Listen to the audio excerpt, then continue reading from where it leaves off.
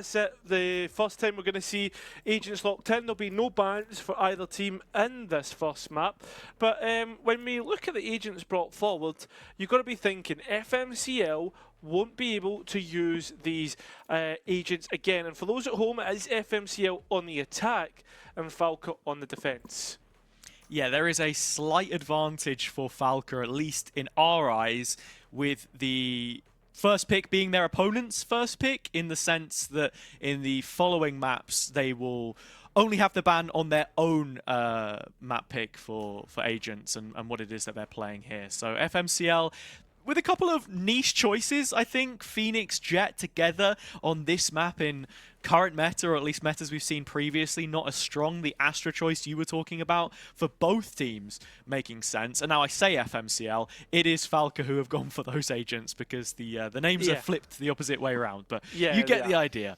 Yeah, and I think as well, you look at the duelist that FMCL have picked up here, it is the Neon. So Neon won't be able to be used in the future, but for instance, something more standard like a Jet will be. As for Falke, when we look at their defense, you got to remember, folks, they can't use these agents in the next map. That's the other thing to consider here. And so as we head in to what is FMCL's choice of map, the second seed of the second group up against the #1 seed from Group 1. Both teams qualifying to the playoff stage with an overtime win.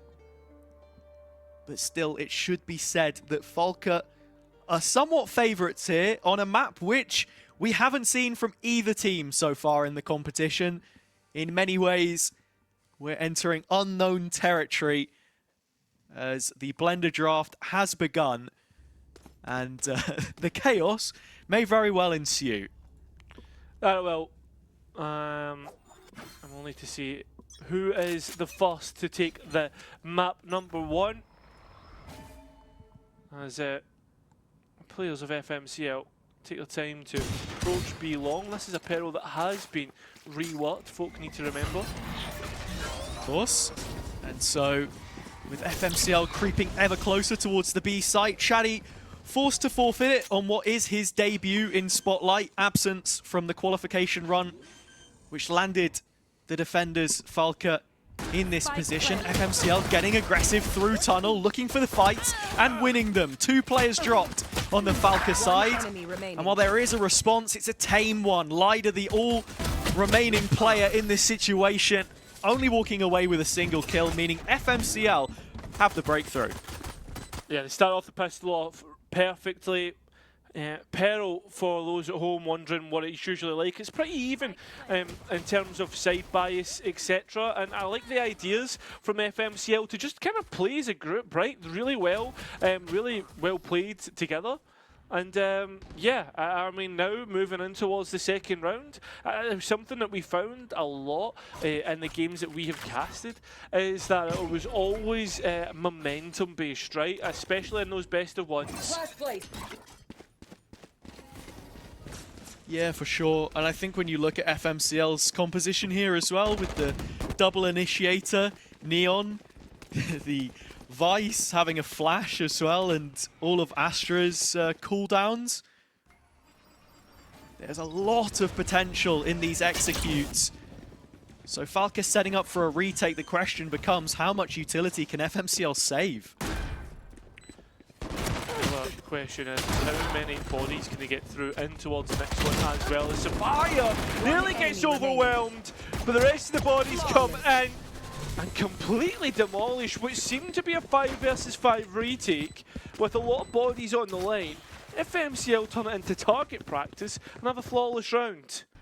Yeah, I'm liking the protocols from the attack side here to just hold on to some of that extra util when the flood comes through as well, of course. We know that Falke didn't have all too much. It shouldn't be surprising that the round finishes flawless or near to it. It's the next round that becomes that much more pressing. One of the differences as well with running double duelist on the defense is you're not expecting the best first half here from Falke. You can see them trying to play through the pairing and get more aggressive on B long in this round. But FMCL have already set priorities elsewhere. They've picked up the first orb in A main. And the spike is heading back towards mid. And I think the setup from Falke right now, like, I mean, first couple rounds, I understand what they're trying to do, but it feels a little bit rudimentary in sorts in terms of the reactions. Feels if FMCL are another level in front as they look to challenge Chaddy, try and chase him down, but he manages to reposition on Pillar. Yeah, Mai has fallen, the player with the Prowlers. Chaddy flushed out of position. Yeah, Jamelino claiming.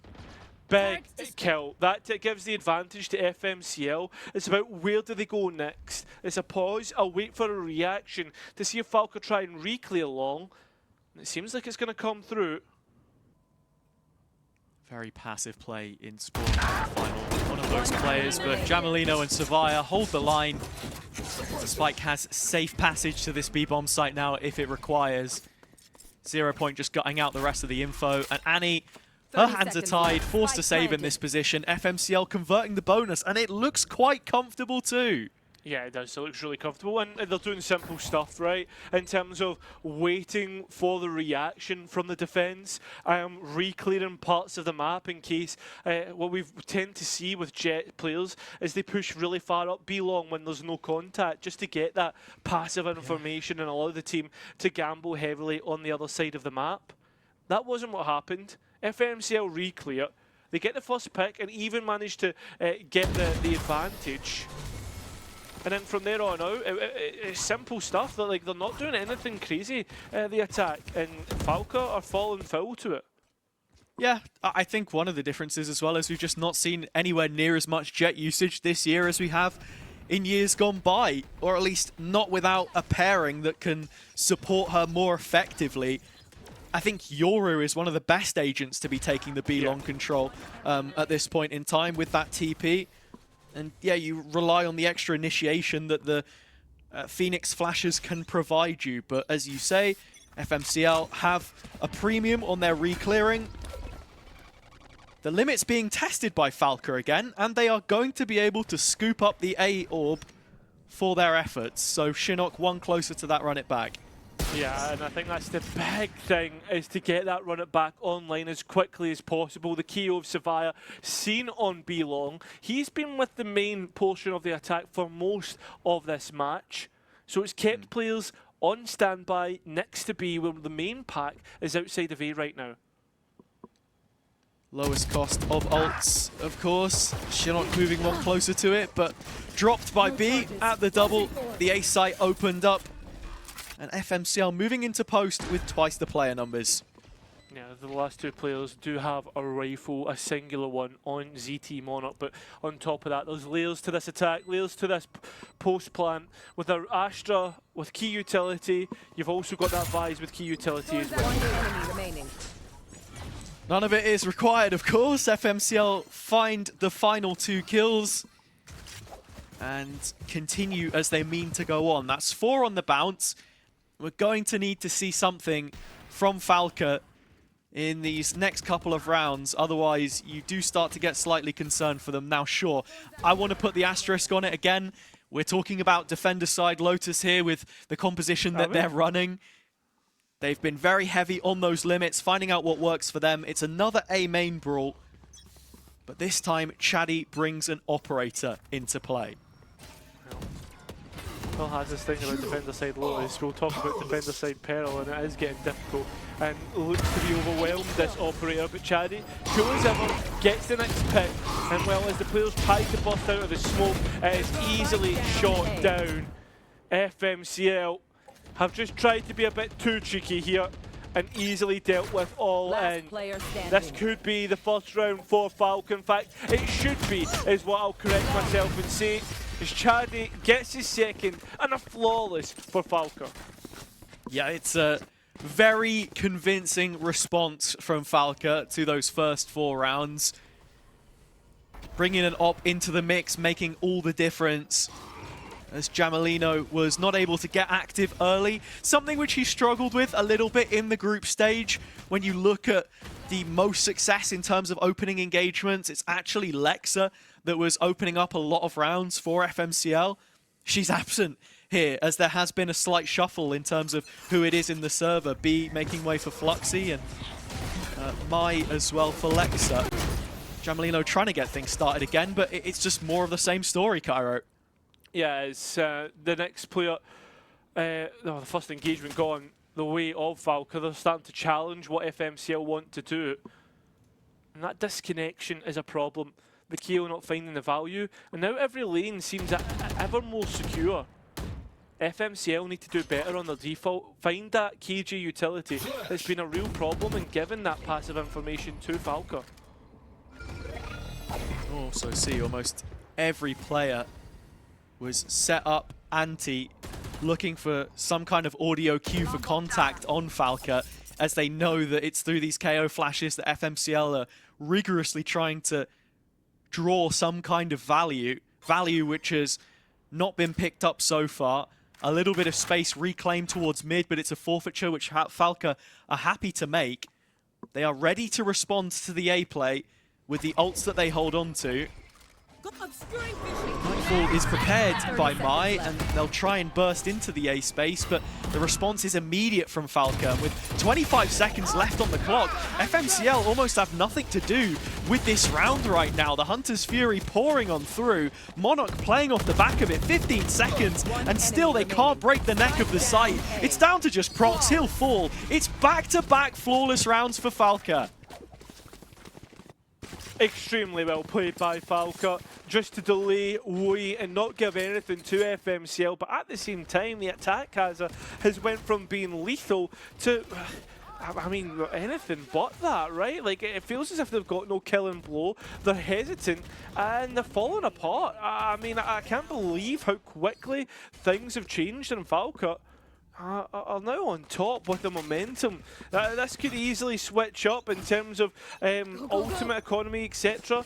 So we'll need to see and keep tabs on how this moves forward. The up now on B long. Jamalino bringing one of his own though, but can't find the flick, and that's 3 rounds now that he finds himself written in the feed as the opening blood. The first kill. As Chaddy, wishing to double the advantage, is forced to reconsider when faced with the KO knife. Position mark, but nothing more. FMCL down a man again.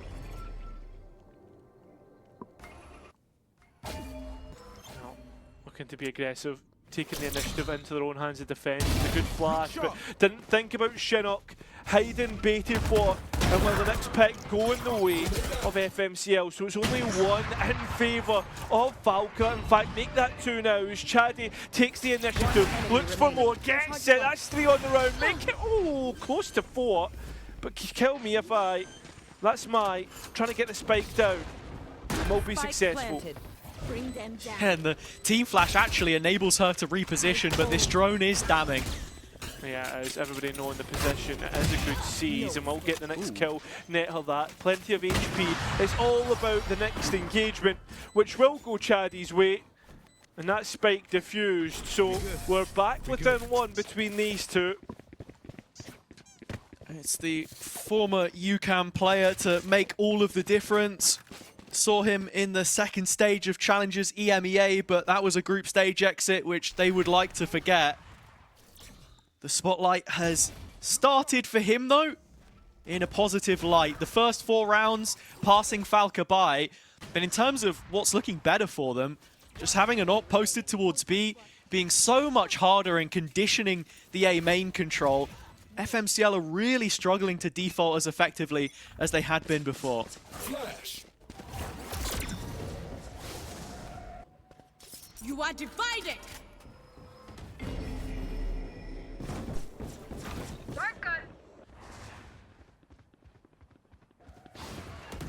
Find Jamalino inserted, Lider not looking! What is that from Chaddy? A quick 2 for 1, and he's back on the board yet again. Flashed in for a third, it's Shinnok to take it instead. Jamalino's deep insert now needs to find value for FMCL. It's going to tee up Mai instead and bring it back to a 2-on-2.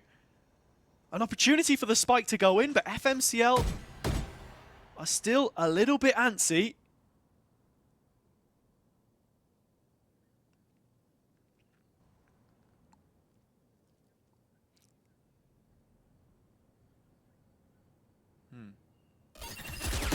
Still waiting.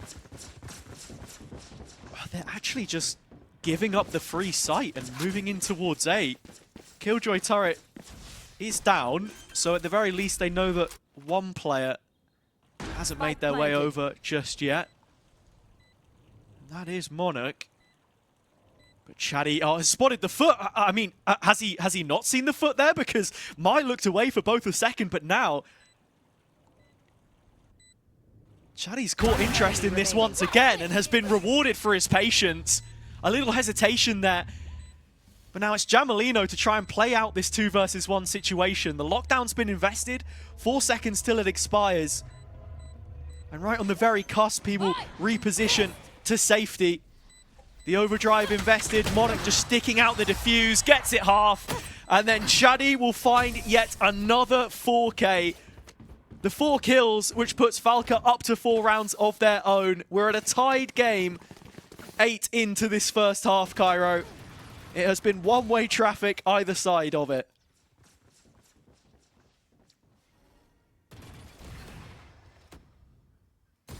Taken out. One enemy remaining.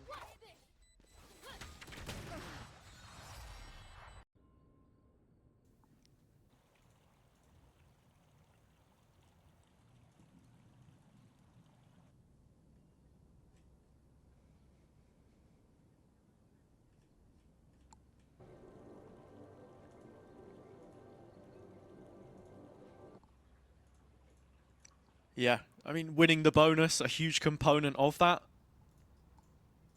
But a brief intermission required from FMCL to get their head screwed back on. It's Alexander that they'll be checking in with right now.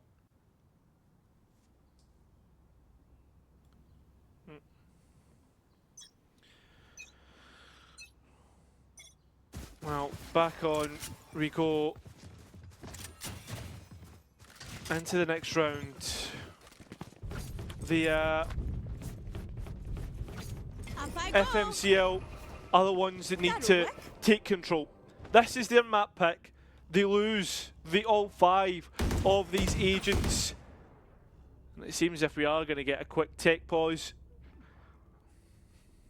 Yeah, I was just wondering what was going on there. Had a word in our ear from the producer that something was amiss. It was fixed, and now it's now it's broken again before we can get back out the other side of this timeout. But it doesn't take long for the game to resume, fortunately. That previous round, a frustrating one for FMCL, though. It represents the best chance that they've had so far, outside of the initial 4 rounds which they were able to win. And you've seen them almost completely give up on this A main control that suited them so well previously. A change in pace as they head towards Art. The Nano to open and by a little bit more delay, but those rotations are quite far away. Oh, Jamalino's taking so much damage here, trying to be the entry. Ultimates to back it, and the spam not quite connecting just yet, but you've got to keep your eye on Chaddy on the flank. Planted. Question is, how much work can he possibly get done? Still with the operator in his hands, if I'm not mistaken. Brilliant pop flash in to set up Mai for the first. The second still leaves itself hanging, but Jamalino finally gets a grasp on things. Couple rounds now where he hasn't succeeded, and oh, this one might find itself in the collection. B has played the timing to perfection through Art, and it does bag a 2 versus 1 for FMCL. But you can't count Annie out from this position. It's a player each to isolate behind an Astra Smoke, but the gravity well is enough to buy the time required for FMCL to see this one through. They win it on a technicality in the end, but the numbers were there for them. And it's a restoration to order in the round count. Yeah, you see technicality, but at the same time, like, they set up that post plan perfectly, challenging Falke, not allowing them to get back in themselves. And unfortunately for Mai, she can't quite get the second, but that's where the rest of the teammates are there to finish it off, right? The trade game is so good from FMCL. They regain the lead, deny Falke the chance to take the lead for the first time in this map. We're back right into it. Ultimate's in play for both teams. And with Shinnok being away from the brawl about to go down on B, that run it back will be key in this retake. as will the Cosmic Divide of Annie. So she has to play this one on a knife's edge. Caught by the Nightfall, one of those players still looking to stand her ground. Looking to fight. I mean, those terror trails are giving everything away at this moment in time, and the players now know how to set up the post plan. FMCL have to be restless here. They know Falke have the ults to retake this. What they do, looking to fight in towards CT. Gemalino looking to play as that insert, the Eldrone clearing. But there is players on either entryway back into the site for the defence, and the run it back being the key piece, but the shot's not connecting. Out goes the Jet, Chaddy, Shinnok, all of the players of Falke are ready to overwhelm, leaving just Savaya. They don't know where he is. Finally he peeks out, and he'll be taken out. Falke answers straight back. And it's Chaddy again, sweeping FMCL under the rug. An equalizer where he plays a key component yet again. We're finally seeing the value of this 1-2 punch. The dash across from Chaddy to create the space, and Shinnok filling in the gap behind it with the flashes. The run it back, that initial probe for information, like you highlighted, couldn't quite find the shots on the spam through the newsstand. But FMCL couldn't set up the post plant the way that they wanted. Gemalino was trying to get active again, but it's a deep, intelligent drone from Lyda that cleared him off the angle, so no advantage is taken. Seems like the priority was set towards mid. Gemalino can't quite get the second. There was lots of pings heading towards the alleyway. Top down is what the players settle on. FMCL also make inroads towards the A main portion, and there's a timing for procs. Lyda's drone is safe enough here though, and she does check out procs on the close angle as well. FMCL coming into this with a half buy. They've managed to snatch the operator from Chaddy. That sits in the hands of Savaya, but they would love this second rifle, and B's collected it. Lyda knows. Holding on the angle. This Phoenix can also go either way, back towards the east side or even quickly on the flank. But still taking their time to head back in. There is an on-command here if they really want to use it. More than anything, this is the strong side of Falke's defense because of that turret doing the heavy lifting in alley. They've got 3 players ready to fight in this final 30 seconds as FMCL make their move on A. Finally, they get their way in. A tap of the spike should try and bait out players, but instead it baits out utility and an easy collection for Falke. B trying her best to try clutch up here. The operator looking to play that Overwatch, but realistically it's only due a kill. That's all it's going to be. The spike plant denied, and an easy round in the end for Falke. As FMCL look to save out the operator, and for the first time, Falke will have the lead in this game. Still a small win for FMCL, and Savaya being able to strip away the operator there, but I'm pretty sure there'll still be enough finance for the defense to repurchase. Playing as a pack for the most part, FMCL overwhelming in splotches, but too much utility left coming out the woodwork there to stop it in the end. Savaya is going to retain the operator here. Gemalino put to a rifle to try and add a little bit more explosivity to this A main take, which they have struggled in thus far. Oh, come on, 0-point knife used, and that Prowler identifying that the operator on the line. Straight away, the null command used and ready to hit in. As that Astra is delaying from that B side, the global utility working out, but the Astra who's close to the site, procs, gets the kill. So advantage taken, players rotated over. To be honest, FMCL can probably sit on this. Oh, but they're not going to. Savaya takes the next. Chaddy had the line, but peeked into the sniper. And now it's a 5 versus 3. Falke starting to look elsewhere through Shinnok, and Lyda picking up procs. That's the smoke gone, and if Shinnok can find this kill in rotation onto B, it would be everything, and it is. Yeah, big kill, but the other 2 players stationed still on A, not rotated over yet, so it's up to Shinnok on the B side. It's his first point of contact. Knife flies in, but it's Jamalino with no gun in his hands. Flash to try and find the next. Shinnok digging back into the pockets for a little bit more. The Hunter's Fury has kept the plant in an impasse, and Shinnok will serve up his third to make damn sure that Falke have their lead coming out of the half. I mean, we spoke about it before the last time that we casted Shinnok about how much of a prospect he was going to be from Tier 2. That there was teams having a look, seeing what he looks like at the moment. Personally, maybe needs another year in Tier 2 with like a big Tier 2 team that is going to be consistently in these EMEA Challenger playoffs, not just in group stages. And I think he shows his quality right there with how cool, calm and collected he is. I don't want to be going ahead and just making stuff up, but I would put him in like a Liquid Academy or a KC or something like that, right? One of the VCT teams. And who it is they're trying to bring up in future years. Initiator players not exactly in short supply, but you can see what he can do here. He's on the receiving end of Savaya this time. The Academy boy from the Blue Stars, showing him that if he wants a spot, he's got to fight for it. FMCL still swinging to keep in this map. The map of their own choosing within the series, and so even more pressure put on the draft. Spike recollected though. Falke are only at a deficit of 1.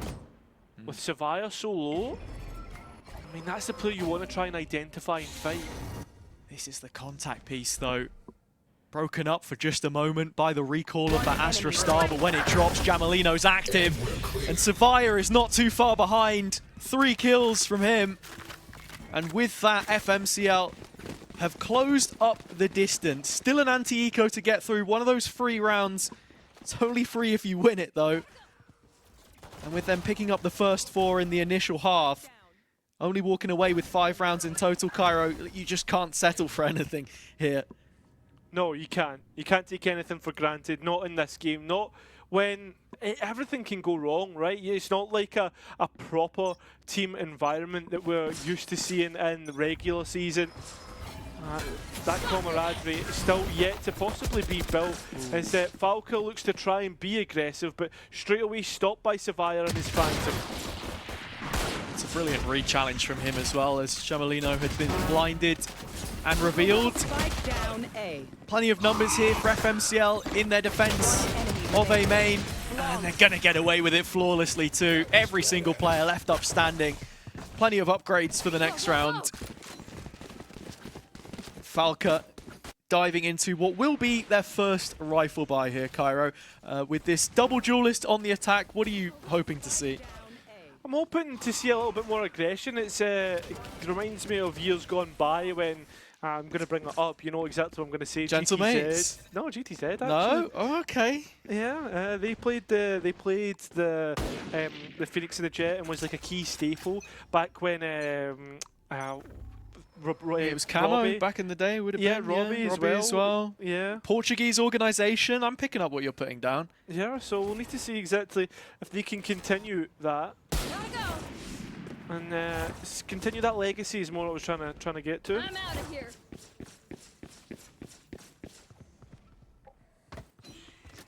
Start this round, FMCL have done a brilliant job at taking away the A main space from Falke. Not something that they were initially looking to challenge, as Chaddy, the furthest player forward, is just occupying their opponent's Astra Smoke. The fog of war doing so much right now, and as those fumes dissipate, he's getting ready to take a fight which Jamalino knew all too much about! What is that?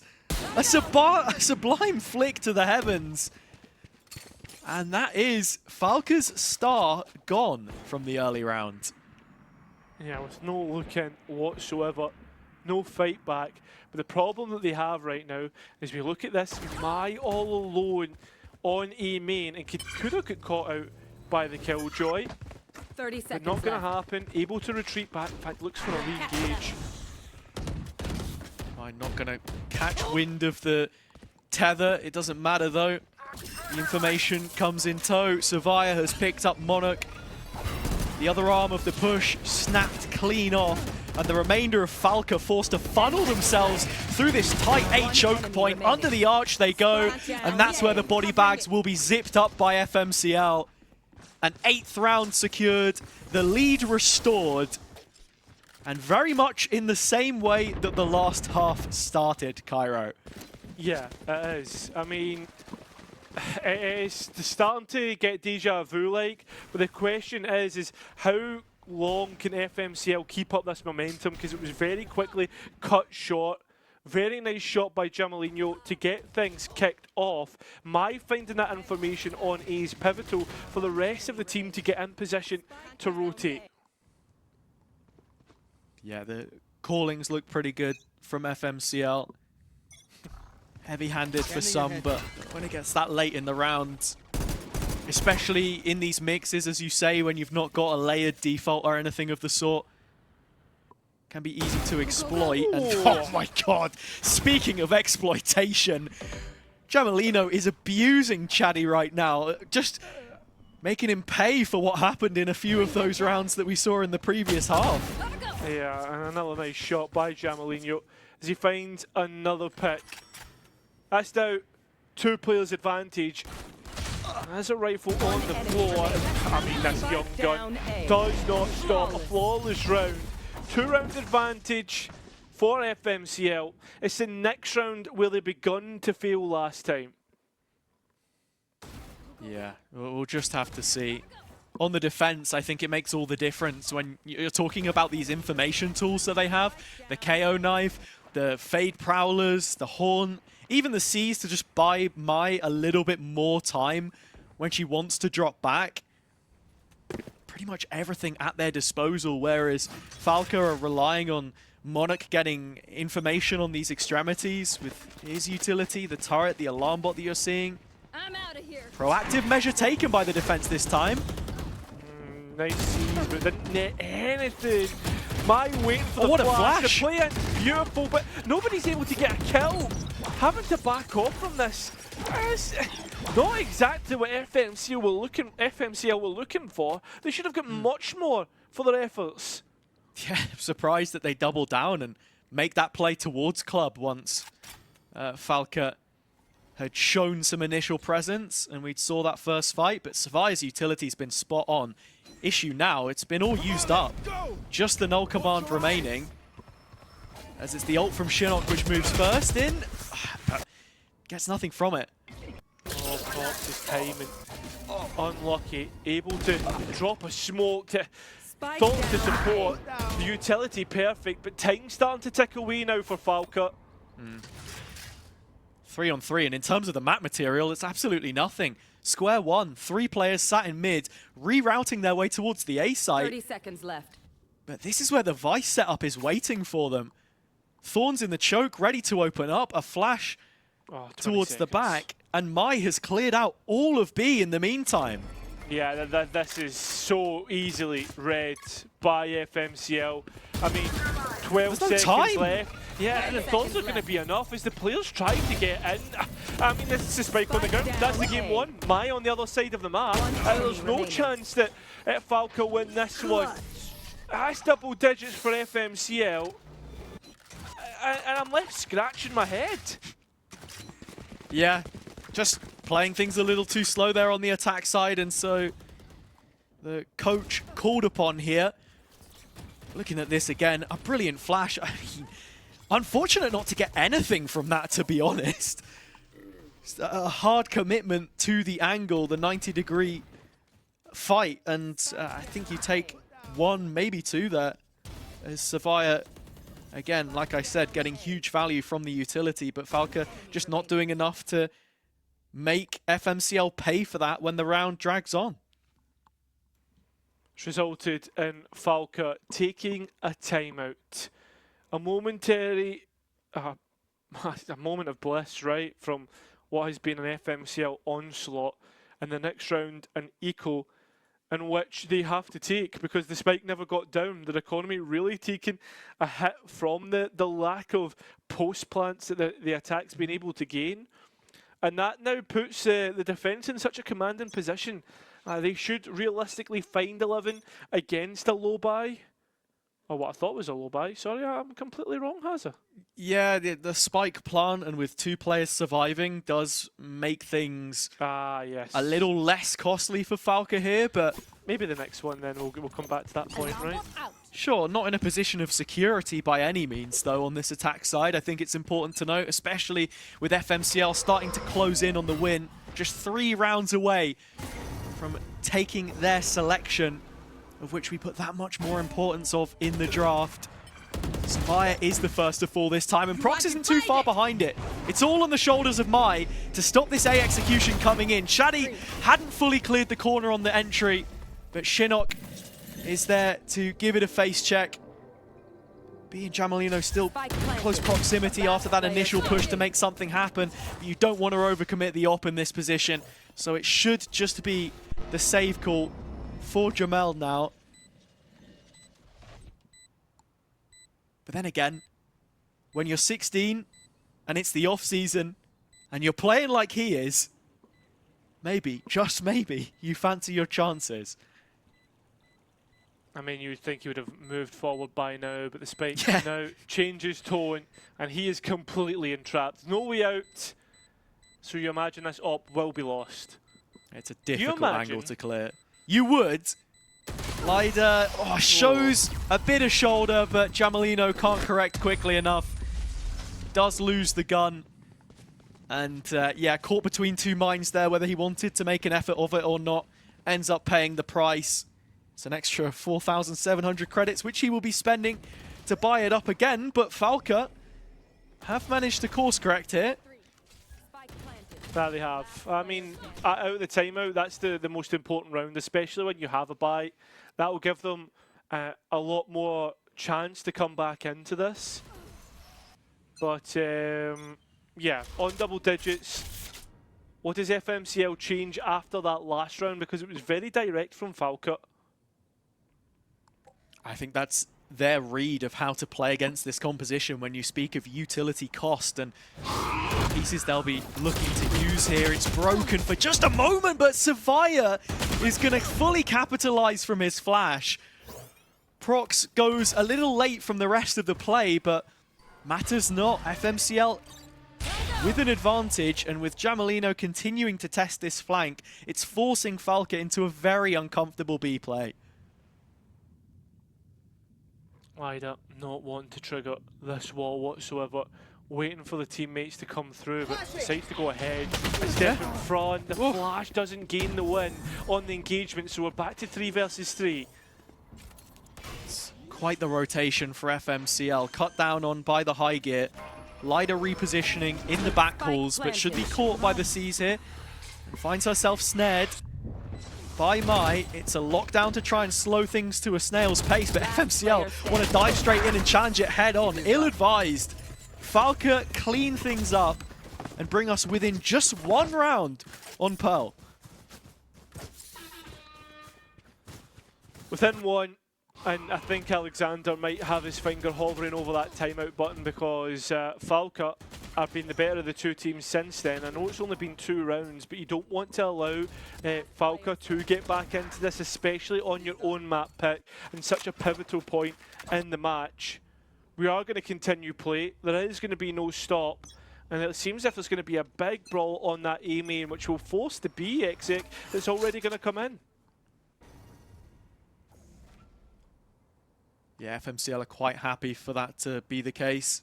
The Monarch's got to be careful. It's another utility combo play. This time, the Haunt with the flash. You break it or you get blinded. No way around it. You're dead. And there should be enough stall here as well to set up the retake for FMCL. Shinnok continuing on forward with the run it back. Makes things all even across the board. There is the overdrive to come back in, but the Hunter's Fury, that little ace up the sleeve, is the key point for Falke in post. Lida playing very passive to that end as well. Just ready to be the insurance policy should the ult be required. Jamalino, the setup was there for him, but has to invest his own stun to really get going. Cleaned out in the back of halls, as Annie and Shadi are continuing to fight forwards, finding all of them, leaving only Savaya left. and he just can't stand up to the task. 10 rounds apiece, and Falke putting their best foot forwards. Both teams reaching double digits, and the question I ask is, when does Alexander pull the trigger on this timeout? Because surely it has to come through soon. I mean, Falke had everything they needed. They set up perfectly, and they didn't burn that ultimate that we spoke about, the Hunter's Fury, either. So that kept forward, allows a little ace up the sleeve for future rounds. And FMCL, Alexander obviously happy with how things have been going and continue forward once again, trying to challenge through mid on an equal round. Jamelino's low though, so it's an easy picking. And to come back to what you're saying, I completely understand the reason that you'd be calling for a timeout here, but I think FMCL's setup on the holes looked pretty good. It's in the micro where things are starting to fall apart. The trades, the overall idea of what they want to do makes sense. This, of course, isn't the round to try anything spectacular. Concealment. It's the reason we see the Neon ult go in. They've not got too many weapons behind this. But Prox is effectively doing the heavy lifting for A and the whole of middle. He's the only player on FMCL towards this side of the map. The rest have gambled on it being another late B play.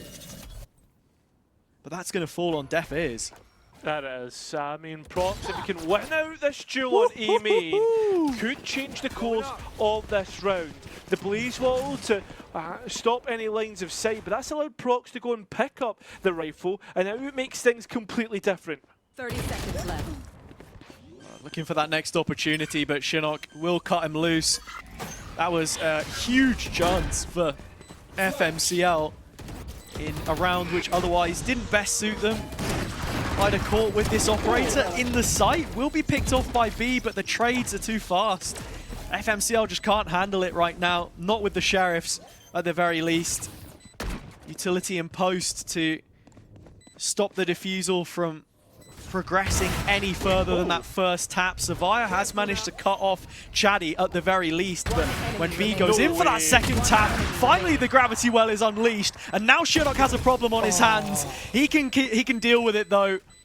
It's a safe pair of hands in the end. Savaya removed, and Falke back in front. And well, there it is, the timeout coming through. It seems if Alexander would rather give a berth of 4 rounds to his team. And that last one, probably the most convincing, even though it was the equal round. Falke getting caught off guard quite a few times. Sure, a few duels messy, but Falke regain that lead once more. The ultimate's in play. It's probably going to be the key point to finish this in this map.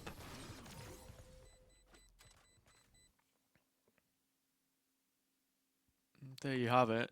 It's 30 seconds already chewed through. Both teams with plenty of ults. That has to be a talking point for either coaching staff, in-game leaders, and all those that fall below. Thinking FMCL have such strong tools in a retake. The Cosmic Divide, the Nightfall, and the Steel Garden.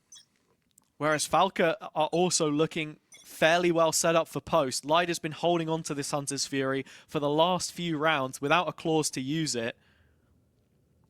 But there's only a couple of purchases left here for FMCL, and if they lose this round, they'll be on an eco in the 23rd, giving Falke the first opportunity to strike on their own map pick, so FMCL can't reuse these agents later on in the series. Huge losses potentially for them upcoming. Players now start to make their way towards B. You can already see the Cosmic Divide being prepared. Jamelino can't quite make the operator work the way he wanted it to. There isn't a flash being prepared for the Neon to take a peek, but the utility is good. In fact, it's great. At least Lida is able to be caught out if you're a FMCL fan, but Falke are ready to catch out the rest, holding the wall, waiting for the re-engage, and cancelling out any push from the defence. Falke are on the charge to finish this out unless Prox can clutch up.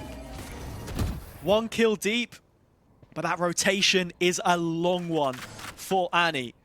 So Shinnok's just going to bide his time, reposition towards the alleyway, and wait for the Astra to get into position.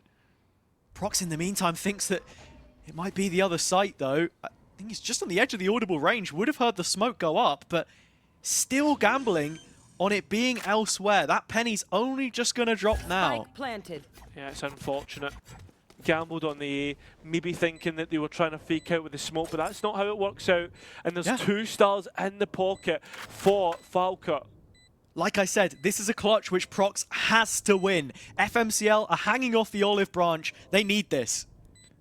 Need to hold on.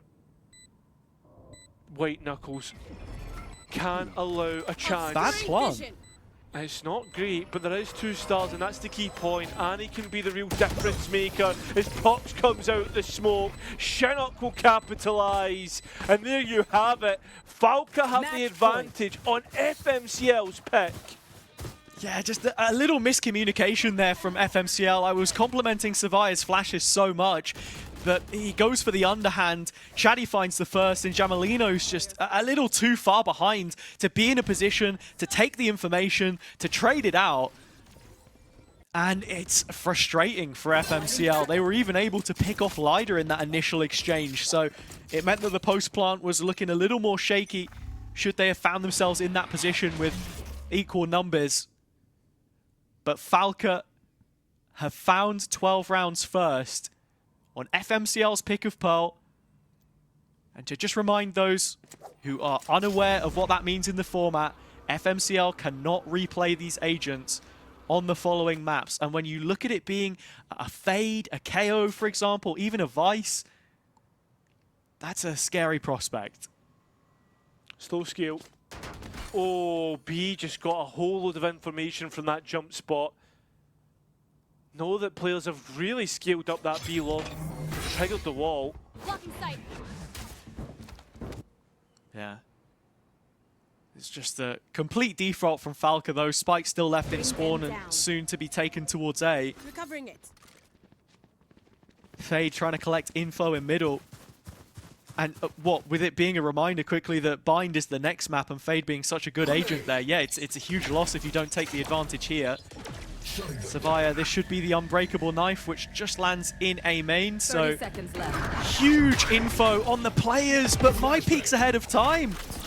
Yeah, that's unfortunate. The flash, I don't think it's got many players. The second does, and the rest of FMCL looking to come in. But I think that might just be it. With only 1 player remaining, it's the Vice trying to come out of CT with a Phantom. B has to clutch up in a 1v2. They can't do it. It's Lider to find 4 in the end. 13-10 for Falke. They will close on FMCL's pick, lending them a huge advantage heading into the following maps of this series. Yeah, that it does. Obviously, for those folks at home wondering what happens now is these agents, all 10 that were played, are unavailable in the next map. But for FMCL, they can't play these set of agents also in the third. So depending on how long this series goes, yeah, the advantage is 100% with Falke.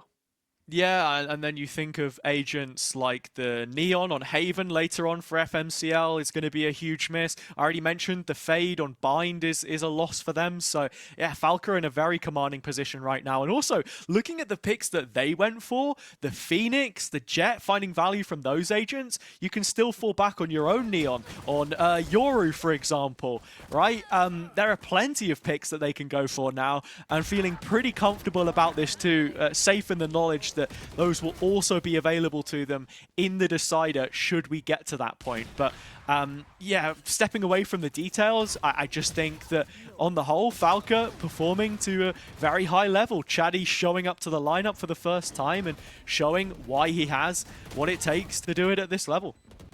I think so, and you know what, that's the exciting part about these players turning up and showing us exactly what they can do.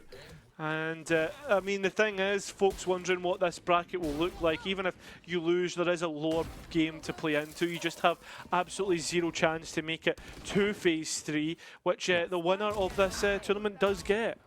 Yeah, it's that clean run which you need through the uppers to have the absolute maximum returns on your participation in Spotlight of the invited teams. Of course, FMCL, the only unsigned roster, or at least without a brand name over their head, a title sponsor in some senses. and all of these other organizations, just wondering who it is that they want to pick up heading into the next year. Definitely plenty to be said of the performances that we've seen so far. But as it ends, 13-10 in favor of Falke on Pearl. The advantages we've already spoken of will be very big heading into their choice of bind. Yeah, and if you compare both sides of the coin between the two teams, just much better individual performances on the Falke side, which is a big component to this. Savaya doing a lot of the heavy lifting, and I mean an uncharacteristic game from Prox, I think, is the big thing to come away from this. Yeah, Prox also may be on an agent where he can't deliver as much value as a Vito, for example, where you do have more offensive capabilities perhaps than the Astra. But I wholeheartedly agree with you. As one of those VCT pedigree players, you want to see him get involved as much as possible. Savaya's utility usage was fantastic, but sometimes it's just that slight lack of coordination, and that's what you get from being a mixed team, I suppose. But yeah, Bind up next. That is the pick of Falke. They've already played it once in the competition. We saw them beat S2G to book their spot in the playoffs. Whereas for FMCL Mix, it's a complete unknown yet again, unless we get to Haven, where we've seen both of these two teams play before. So not much waiting left to be done. We're going to head into a short break, but when we return, we'll have that one ready for you. As it stands, Falke up 1-0 against FMCL.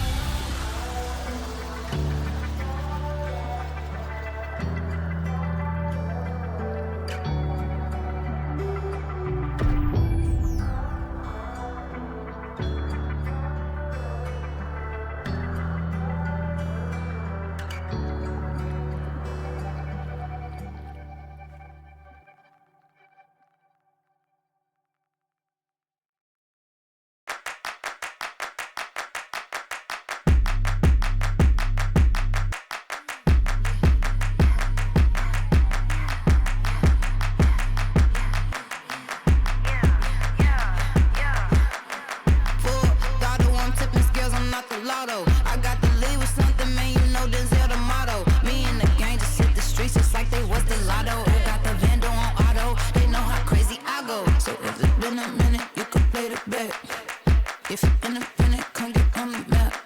If you the opposition, don't you ever lack. Cause when I get it, you know it's a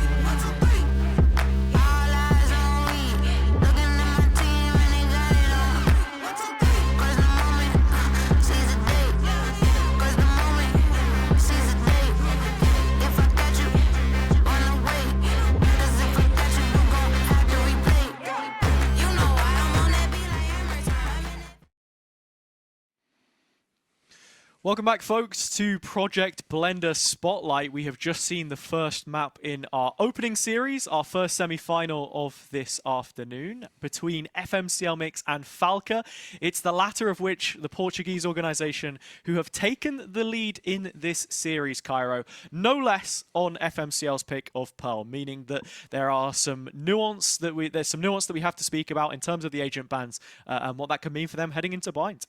Yeah, I mean, now heading in towards Bind, there's a few key pieces like the Fade. I mean, overall, like I don't think the Neon will get much usage, but I definitely think that the team who comes out the better here is 100% Falke. Yeah, so essentially what it is that the agents that were played by FMCL are banned, so they can't play them going into Bind. As well as Falke, yeah. Yeah, as well as Falke, but I think the difference is that the agents you looked at them pick, I think, like, look, if you wanted to go for a Sentinel on Bind, you have your Cypher anyway, right? You have the Vice pick if you wanted to go for that. Smokes, your Viper, your Brim, all good. Even the Omen, you've got Yoru. You can build a whole comp here, and it's going to look pretty comfortable. Whereas for FMCL, I think the big loss is the Fade, maybe the Vice as well. But honestly, yeah, I guess they still have agents that they can work with, so it's not completely ruined just yet. No, it's not, but they definitely will have problems, right? That's the big thing coming here. Key pieces that they could potentially use. If not, they might be forced into a more ranked style. We've said it before, but in towards Agent Select once again. And for those at home looking at this, yeah, you can already see what the teams are starting to go for. Ray's obviously the biggest duelist on Bind, the kind of priority pick. Yeah, absolutely. The damage output in close quarters is always going to be second to none, but an agent that pairs very well with a Fade. Shinnok locking that one in, of course. It's going to be the Gecko and Sky, double initiator again. That we're seeing from FMCL Mix on the right-hand side, starting on the attack for those who are not inclined, at least so familiar with the players that we've got here. Cairo? Yeah, I mean, that's the big thing, like, coming into it, right, is familiarity. And I think, like, looking at it, I think, like, the comp that makes sense is what we thought, like, with Falke. Yeah, both teams playing the Viper and Brim, as we also theorized. It's the lack of Sentinel on both sides, and yeah, just the difference of having the Gecko in play for a bit of plant security. So honestly, I think FMCL have gotten away with a pretty decent comp here regardless, and one which I believe we had seen them play in GC. Of course, the players, you know, piloting those agents are a little bit different, of course, with challengers and VCT experience in there as well. But yeah, it's something that they should still be pretty happy with. Yeah, I think everything here makes sense to me. Overall, interestingly enough, it's Jamalino that is running a foot banner as well. Not often that you see those. I don't know, personally, I don't see them that much. Yeah, I guess so. It depends if you're queuing Istanbul servers or not, Yeah, Cairo. true, mate, true. Well, I'm just making a comment, you know. Yeah. Can I not make a comment? No, Hazard? no. I mean, fine. Look. If you want to start up a war with the foot fan base, then you can. Not. You can I'm do just that. saying That's I'm not fine. used to seeing them in my servers. Okay, calm down. I'm as chill as can be. Oh, Right? yeah. You're the one instigating, not me. Yeah. So, It says you're the one that is mentioning. Do you know what? Let's leave it. And we go. Next round. Pistol such an round. easy fight. Yeah, whatever. Chaddy throwing the nade and the players locked out from showers, and plenty of bodies here from Falke to fight forwards. Yeah, it's a very direct hit from FMCL. Jamalino looking to get on the end of a couple of these with the frenzy, and does so, but not before Annie's made her mark. It's a 3-on-3. And FMCL have not quite got the spike down. The Gecko Wingman trying to do that, but not before they continue to bleed numbers. Be trying to play lamps, but the Trailblazer bears on down ever so quickly, and Monarch is there for a double of their own. Falke getting in on the act nice and early. Pistol round is theirs. That it is. Falke already starting bind off right, and I don't really know where to call barriers when it comes towards this map, if I'm honest, Hazza. Falke, they have what they need to go ahead and do well here, and getting that momentum on your side on a bind defense side. We've seen it before where these defense sides can have really big impact, especially running that double controller. Yeah, and you're even seeing here as well with Falke just starting to play a little bit of what we've come to expect from them so far in the competition. The only difference being without their previous in-game leader, Kamisek, and bringing in Chaddy is that you've swapped who's on the brim, but otherwise, actually looking at it, it was their attack side which was better on this map. They were still able to pick up 6 rounds against S2G the other day, and the B long hold so far has a vice grip over FMCL. Not much that they're able to do in this position except roll over and give way to the Antico. Yeah, trying to get a spike back will be difficult, 100%, when you've only got classics, and there's utility to try and face up against as well. It feels like a formality at this point. And for FMCL, what have they really identified here? The main stack towards B, the plans in terms of fighting towards B long, they're seeing it right now. Last player standing. And how do they go about their business in the future rounds as well? As Falke with Shinnok will go and capitalise on the last remaining players. There was a pistol player in the defence, so overall there isn't anything lost. Yeah, it's just Lida's Ghost, which acts as the casualty, taking the brunt of the damage here for Falke. So a possibility to bring another rifle, an SMG, something of the sorts into the mix. Really liking the coordination of utility here. Another blind and reveal combination, which leaves you stumped if you're FMCL. And yeah, just confirmation, it's an additional Bulldog which Lida is going for, as the proactivity this time is up A short, and he's missed the orb lineup as well. They will be without the Viper's services. Falke's bonus. Yeah, it doesn't get any easier, does it? Now a pick-up of the orb, the players looking to make their way out of B, but at least Fox is able to identify Chaddy on the flank, but not the next player out the teleporter, so advantage stays in Falke's favour. Yeah, Wingman also gets the plant in for FMCL though, so they move into post-plant, but have lost quite a lot of map space at the same time. Jamalino needs to go big from the boost. That's if Savaya can't set himself up. That's big questions all the way in towards CT. Monarch trying to make headway out of Hookah. That Dizzy has got no information. The utility not really working out, stopping players from getting the angles that they want. Leaves us in a 2-on-2. Make that a 1v2. Jamalino needs to clutch up that nade with the delay. May have just won the round for him. And well, the Phantom will do it instead. FMCL get their round win, but not without losing basically everything from that last round. It's only Jamalino left standing. It's a very quick reaction from FMCL to take the B site after losing B, because you instantly lose all of that additional pressure that the Viper wall on A would have been creating. Falke have a fast flank. Such a key duel to be won with the Spectre. That kind of range for Falke, but still can't quite find the round win.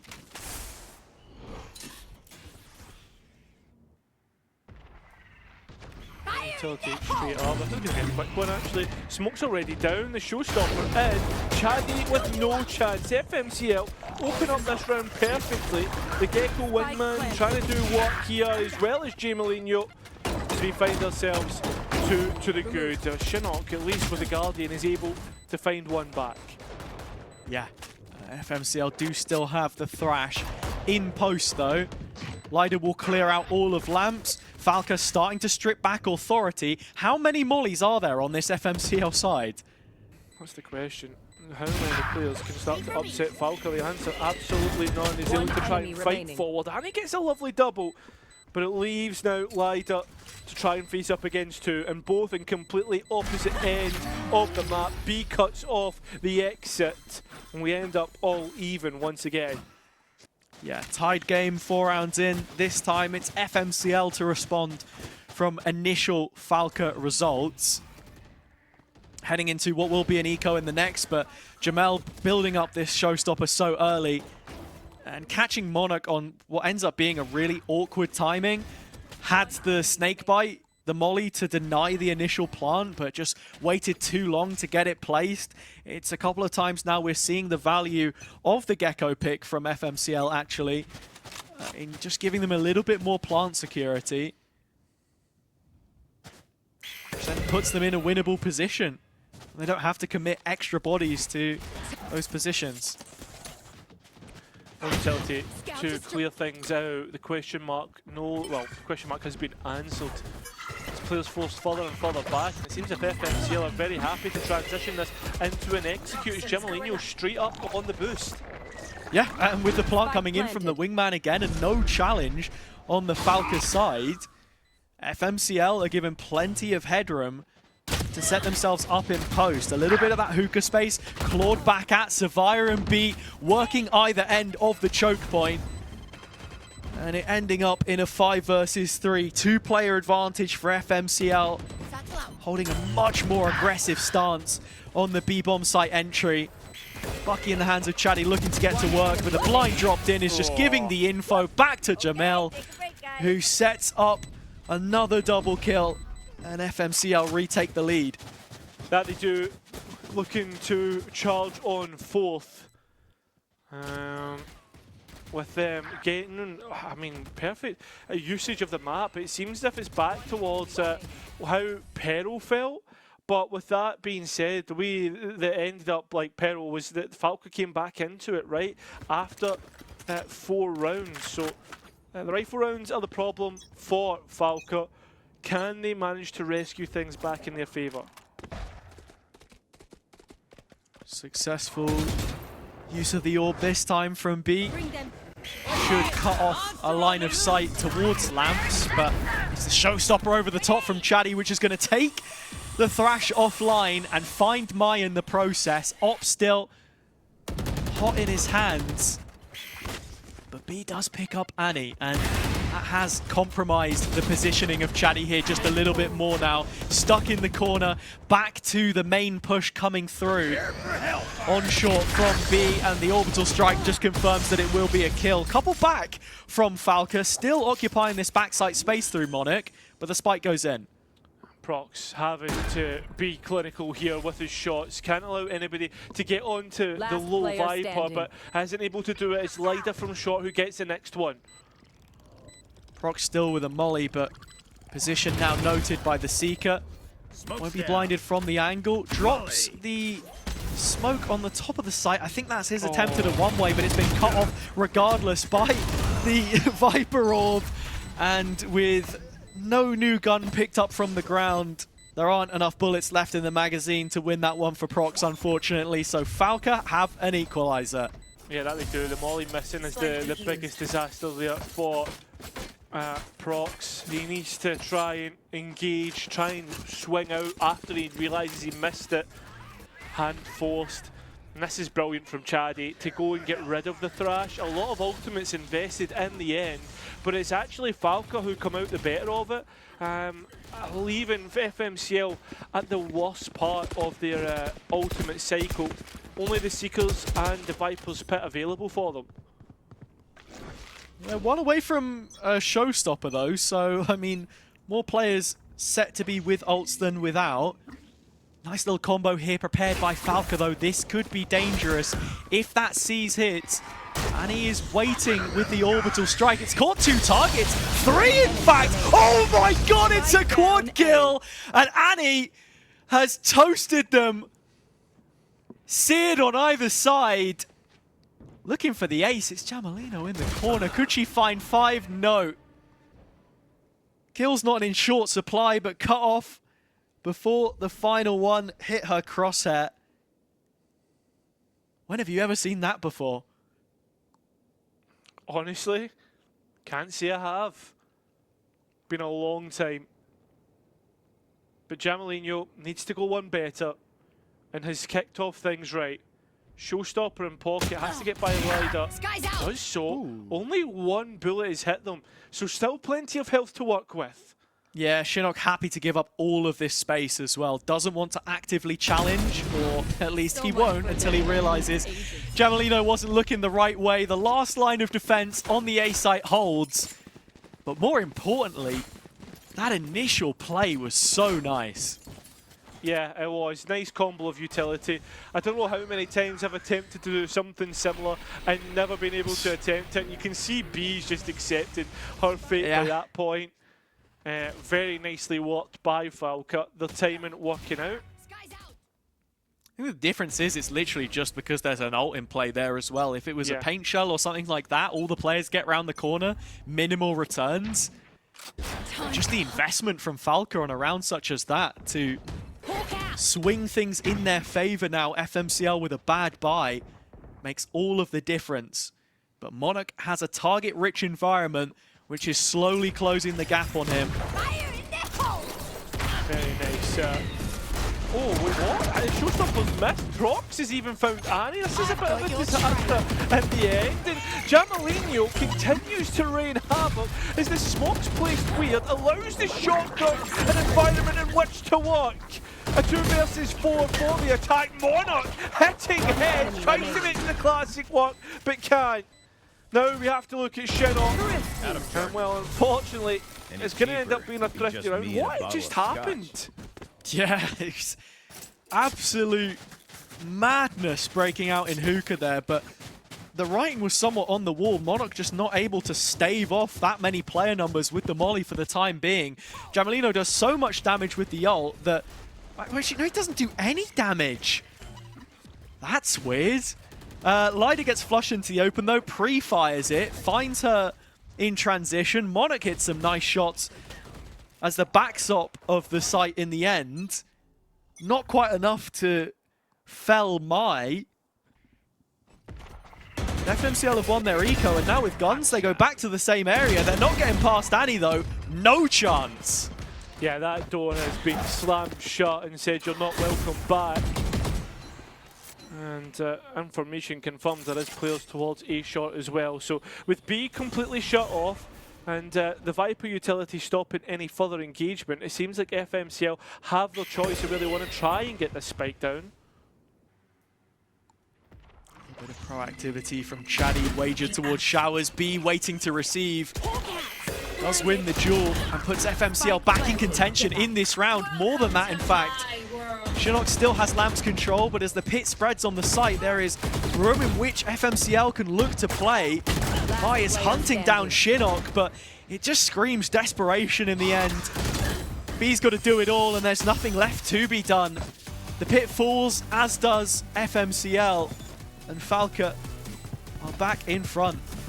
Yeah, they'll find 5. Falke, I think like this point in time it is very apparent, like that sometimes FMCL, when they run out of ideas, they just do or fail to do the basic thing. Annie gifted 2 1 versus 1s, and then like here in the post plan, right? You said it yourself. It feels like desperation from some of the players, which it really shouldn't be.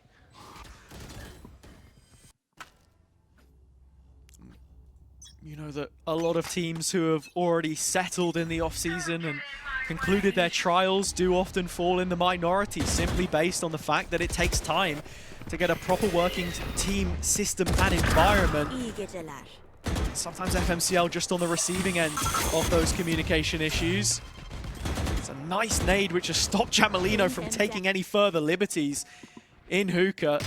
Dropped him all the way down, but set up Savire in the process, who left unchecked, creeps up B long, and then just makes a mess of it by walking through the toxic screen. Shinnok getting his next almost for free. Jamelino decayed off any remaining HP that he already had. So player advantage for Falke, and Shinnok's not going to stop. He wants one more, and it's a quad kill now already for the young gun. Just one away from having his ace. And Spike on the ground. He has control of it. He has control of the next engagement. Plenty of time to play it with. Prowler has just skidded past B's feet. Shinnok ready to play off of that first contact, and there you have it. 5 from Shinnok to move Falke up to their 6th. Going through the gears now on this defender's side, on their own map pick. FMCL just have to have a little bit of caution that they don't slip too far away from this one now, Cairo, because it's worrying signs how some of these rounds are going. Yeah, it's 5 of the best, and Shinnok has made them pay for trying to take those engagements. An ace. And yeah, Alexander not happy with how things are going. He has immediately gone for a timeout here. And yeah, I think overall, like this is looking like a needed one. I think that's the big point. Yeah, just 2 rounds to play around with, so not going to be the most for FMCL, but more than anything, the focus would have to be on things such as communication. Like I already said, I think you can see those slight gaps, obviously paying a bigger price for it than the problem itself, because I think they're still showing us a very high level here. Just flicking through the player perspectives, you can see that FMCL are just 1 ult point away from having both Prox's Orbital Strike and the Thrash of Mai on the Gecko as well. So some pretty strong tools to make stuff happen and clear out a lot of space more than anything else. But it's the ground that they've got to take first to get those online, which is a little more pressing. I think the key point here is the rest of the players need to pick up some of the slack that Jamelino may leave round to round, because he is the one furthest in front. 9 kills further ahead than anybody else. Trying to continue on with that Bucky, but can't find the capitalization. Chaddy now knowing there is a player perhaps underneath them, but the main pack elsewhere. Yeah, Shinnok backing off already though. Called the B rotation early. Jamel still trying to buy as much attention as possible on A, but Falke haven't moved. They haven't. Lider looking to get a grasp on the situation. Yeah. Only but actually, Shinnok's now coming back because he's heard all of this sound and it's bought the rotation. Yeah, well, the wingman going for the plan, that's confirmation. And Shinnok has seen the player on the boost. Chaddy making sure that nobody is coming from behind, and there is a player there. It is Prox, found out, advantage taken. FMCL do still have this Thrash to fall back on in post though. It's a huge tool they'll be looking to try and challenge in the middle of sight. Yeah, but this Nightfall is absolutely perfect for trying to dismantle even a combination with the paint shells and the rest of the rifles, as it leaves just 2 players left. Jamelino's shotgun, which has found value before, will not find value this time, and it's up to B's Viper to clutch up. The spike already halved, and Falke barely break a sweat to gain that advantage into the next half. Yeah, it's just the 1 ult that they throw in, but it seems to be worth its weight in gold. FMCL get the 2 that I was talking about, but it comes at quite a cost. when you're playing up against an eco there from Falke's perspective, you're anticipating it to be the A play once you see that Jamalino's taken that space. Yeah. That's your insert, that's your opportunity to make something happen. Very well read by Shinnok, but for the most part, just unwavering in their positioning on the whole. I want to see if FMCL can create a little bit more pressure on A short here. B has been tested a few times, but given free roam on this occasion. C's ready for the players trying to bust out and be long. I mean, an orbital strike combined by the C won't find the value that they got last time, but it does delay out. Has given opportunities for FMCL to retaliate with the ults of their own, though. Seeing if they can potentially reclaim the Thrash. Shinnok has fought off in elbow. And this is giving a springboard for the rest of Falke to get back in and get interested.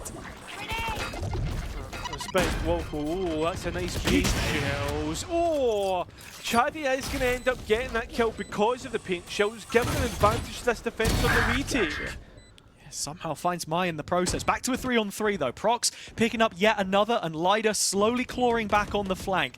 But the rest of Falke have to buy her time if this position's to find any value. Shinnok with yet another kill.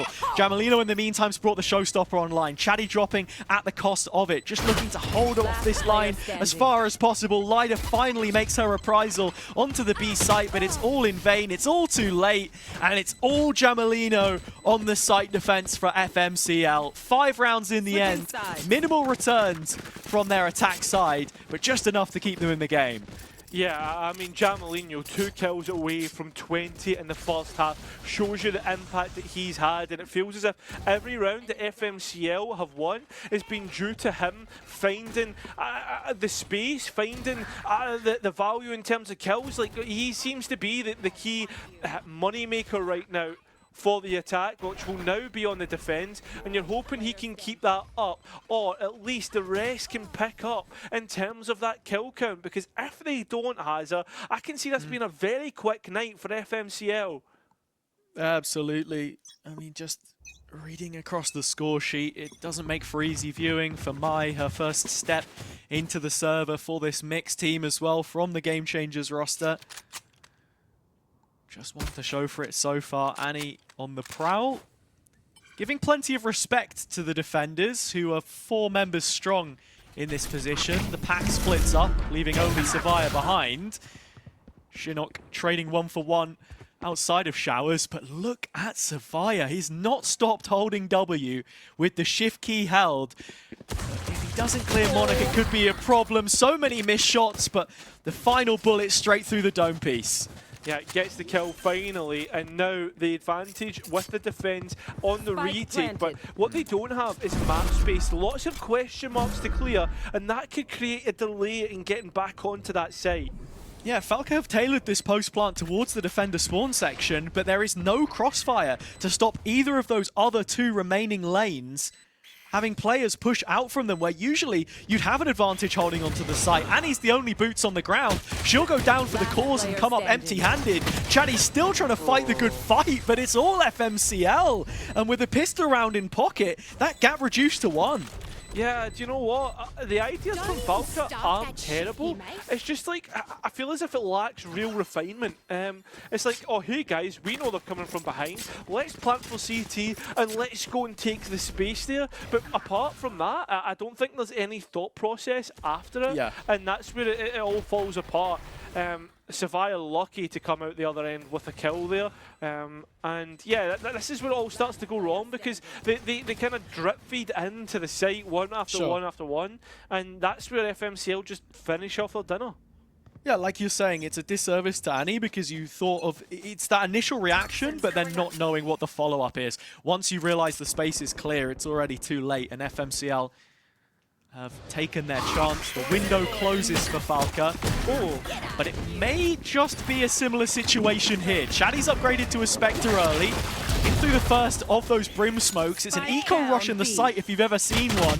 And right now, Falke are thriving. Yeah, Chaddy has been cut off. Spike is in. Yeah, and now there's a chance to work at these close ranges with the weapons picked up. Stinger and a Bucky trying to shave off some extra health. Jamalino closing the gap. It's the outlaw of all guns to try and make something happen. Monarch wedged into this default plant. Stinger v Stinger, but it's a stab in the back from Savaya. Shinnok looking for more of the same, but with too many seconds taken, the expectation was there. FMCL flipped their heads 180 degrees behind, and actually, with them being the ones on the receiving end at the start of this round, they come out somewhat unscathed. Yeah, I mean, like, it's a nice entry. Like, these are really nice satchels from Chaddy. Takes B completely off guard. It's when you get this Spectre here, a little mishap in the smoke, that's fine. We get to 3 versus 3, it's here. Why does Chaddy need to take that extra duel? Try and fight towards backside when the smokes aren't for there. Just play close quarters. I know that's all nice in hindsight, but that was a real chance for a thrifty round against the anti-eco. We settle now with all the rifles spot up. And Jamalino, oh, I think he just saw Lida there. Unfortunately, just not in a position to actually take a fight here, though, with the outlaw. Chaddy scaling up behind the Viper wall. 3 players in front of Mai. Nowhere to go, nowhere to hide. Be the next to get spotted, and she's just as dead as the rest. Falke sat on top of an 8th round right now, with nothing to be done for FMCL to take it back. Prox has a Bulldog. He'll throw this one into the mix to see what he can do. But it's looking more like exits than anything else right now. Smoke's down. Yeah, I mean, 100%. It's as much damage as Prox can get done, but the question is really how much are you going to be able to? You look at this setup with all 5 players on the site. It's like a spider web of potential trades, and there's even a player up on bench to head towards the headshot angle. But everybody looking to retreat. Prox looking to die to the spike. FMCL, they'll find themselves once again on the losing end of the... oh, sorry, I'm getting mixed up. Yeah, sorry, FMCL find themselves on the losing end of a scoreline once again. Just got to back yourself, mate. Just say it with confidence, no, and, do you know that's my and it's problem? always true. Hey, I have to say, though, I really like the entries here from Falke. A bit of a questionable boombot there, but yeah, just shuffling bodies up behind the Viper wall, overloading the A short space. If FMCL aren't willing to challenge proactively in that area of the map, they get punished. This is the pivot, though. Launching smoke. Now invited to do so on this round, but Falke playing a slower game this time. Face your fear! Or are they? Nightfall, one player caught. Jamalino playing in front of the wall, does well, but he can't do much more. It's Chaddy Shorty. Oh, takes a lot of damage. At least Monarch's got the trade.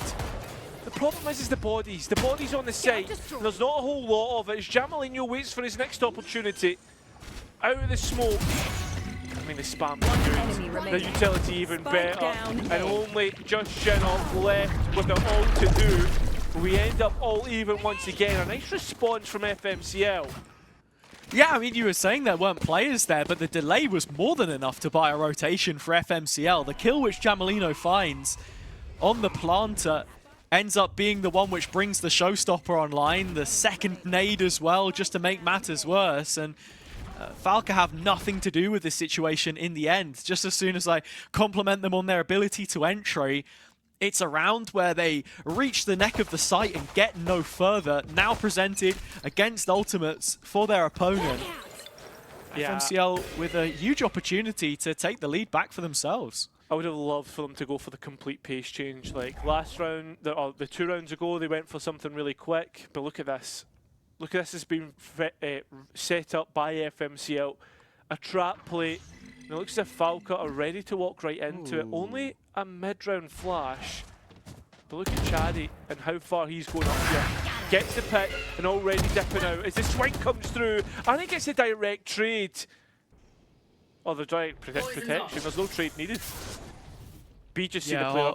Yeah, it would have perhaps popped up on the mini-map, and that's where B will confirm the kill. But brilliant, you know, sync from the Falke players at the start of that round. I mean, Annie was anti for the flash. She's peeking out after Chaddy gets one from the op when the Trailblazer's broken for him.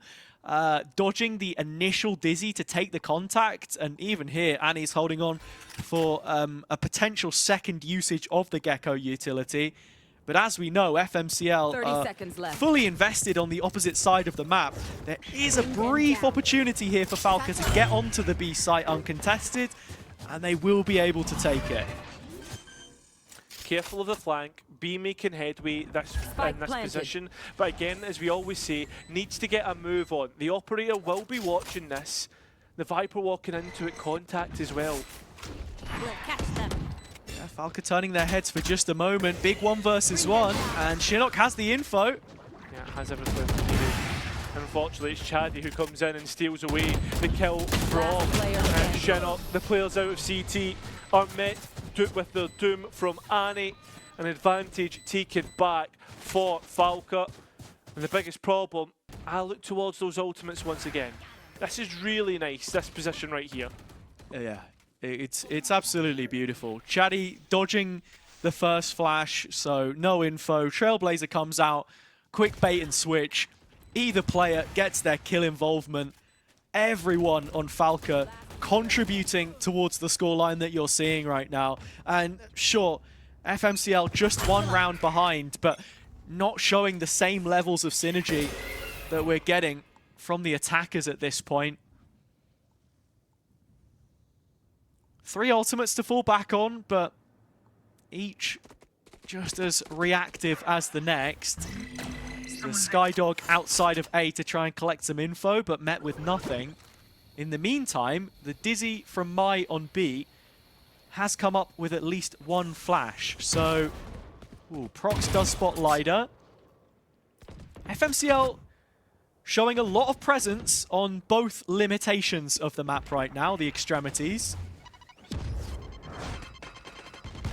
Need issues to try and push a player out. And, well, FMCL not happy with the information they've got. Use the Seekers.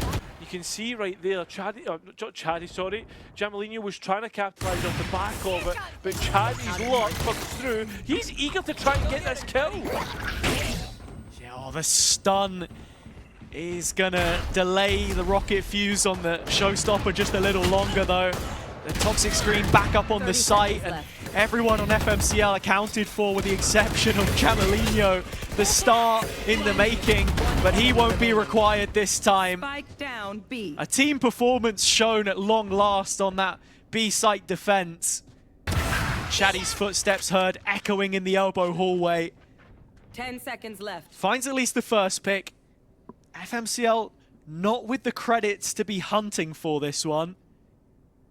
Single bullet left in the chamber, and B will scalp Chaddy in the end as well though. So it's a huge win in the end for FMCL. Yeah, these two teams just feel as if they're tangoing at the moment. Anything you can do, I can do better. And unfortunately, Falke, they don't want that. They want to go and get this finished and have an early night. Already the timeout being used by the coach of Falke. I'm wondering what is happening here, right? Because it seems as if every time they take the advantage, that they do something silly like this in terms of like Chaddy fully investing onto that B site execute, and the rest of the team nowhere near it. Yeah, it's just a slight disconnect at times. You know, so many rounds we're seeing them playing off one another nicely, and then there is just this swift break or moment in the chaos that just reminds you that both of these teams, while they may be operating under names that those who are well acquainted with the VCT pyramid have become, you know, privy to, that they know now, they're familiar with, are just working names for the off-season, right? In this sort of dress rehearsal for what it is that we've got coming up in the future, these co-ed rosters.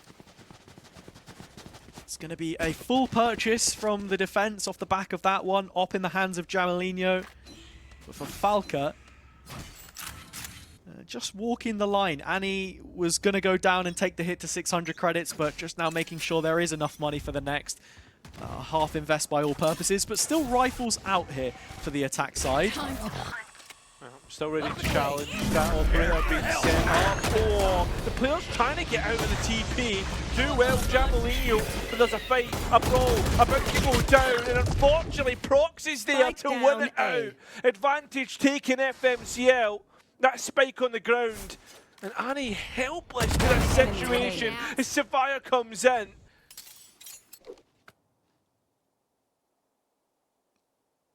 Monarch so far away from the rest of the play, trying to lurk up on the B site, but the spike committed to Showers. FMCL call for a crunch. It's a very well executed set piece. Molly dropping from Mai in the perfect position, having that utility impact. Savia is already on guard to clean up the last of the players here. I say that, Monarch has just about slipped the net, but it doesn't last for long. FMCL back in front and the first to reach double digits. That's the big point. Double digits found. And remember, that was after Falke's timeout. So Alexander, he did get a chance to see his piece. And he's the one that found value from it, using the TPs in favour of the defence to be aggressive with it. And it's Prox who's the saviour in the end, being able to get the trades and go one better. And FMCL leaving 3 alive to bolster that economy a little bit. Yeah, this is now the full purchase from Falke that we were expecting. After holding back on putting it all into the previous round.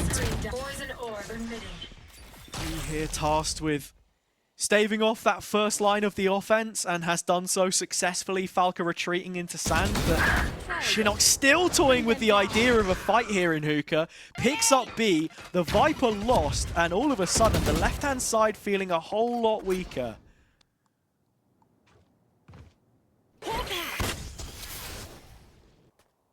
It's Falke who's set on this advantage though.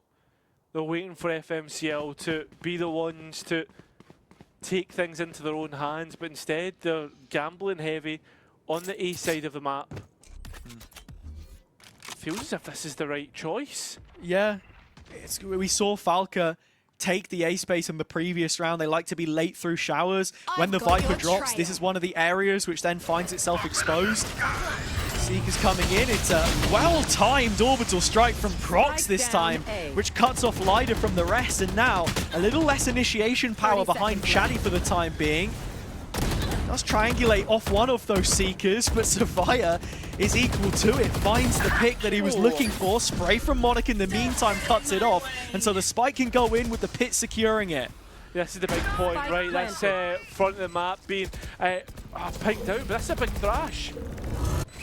As if it can connect onto a player, and it's Monarch that gets detained. The Viper's pit now treading on thin ice, and the rest of Falke needing to step up.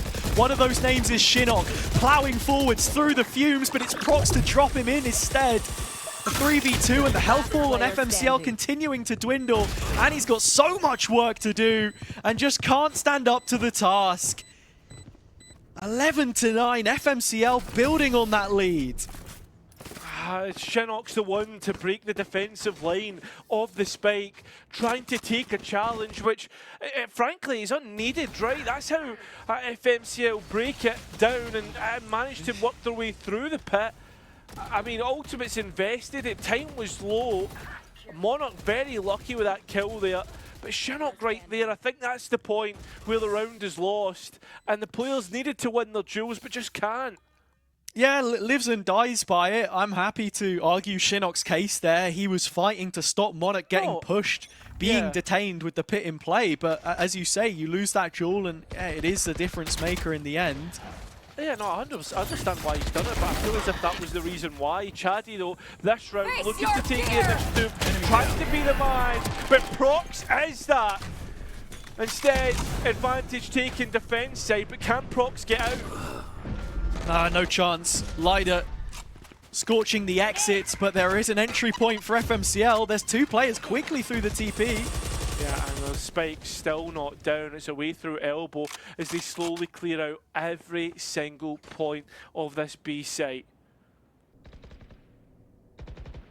Spike has quite a way to go, actually, if it wants to reroute onto the site. The question is, do Falke even want to plant it here? Are they going to get a chance to? Jamalino's found Lida. Yeah, that's the big point. Right?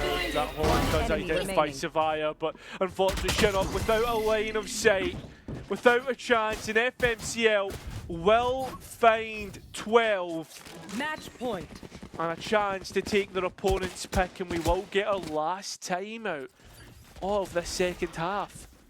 Yeah, it's 3-round gap now between the teams. 3 opportunities for FMCL to take their opponent's pick the same way that Falke stripped Pearl from their grasps. So we'll be heading on to Haven potentially as our decider. And coming back to that conversation we had about the blender draft and the agents, which you will and won't be able to use, you're looking at Falke on this map pick here, losing the Viper, losing the Fade potentially. I don't know. I don't expect it to hit them too heavily here, potentially. It's important to contextualize, to go back and look at the agents that they were playing the last time they were on Haven. And it was what we had seen from them before. The only sort of agents that there was overlap with was on Pearl, right? The Jet from Lyda, Monarch on this Killjoy. So, yeah, we'll just have to see. Now we come out of the timeout, 5 Phantoms against 5 Vandals, so you can understand how these teams want to play. Spam being a big part of this game, this match so far. Feels as if with 5 players outside of B, and this is actually the site with the biggest stack, feels like this is only going to go down one way. The pit to just apply further pressure from FMCL on the A site. Shepherding Falke into this hookah duel, which they take yet again, but Prox takes 2 names in the process. That is exactly what FMCL needed to kick off what could be the last round that they play before the decider. Clearing so far as Fountain in the meantime. Spike still late and Monarch even later. How many times has he been punished through market? Well, apparently this isn't one of them. Savaya gets away with it, but Mai is the follow-up, and that is the kill confirmed on Monarch in the end. It feels silly, right? Because that shouldn't have gone down the way it did.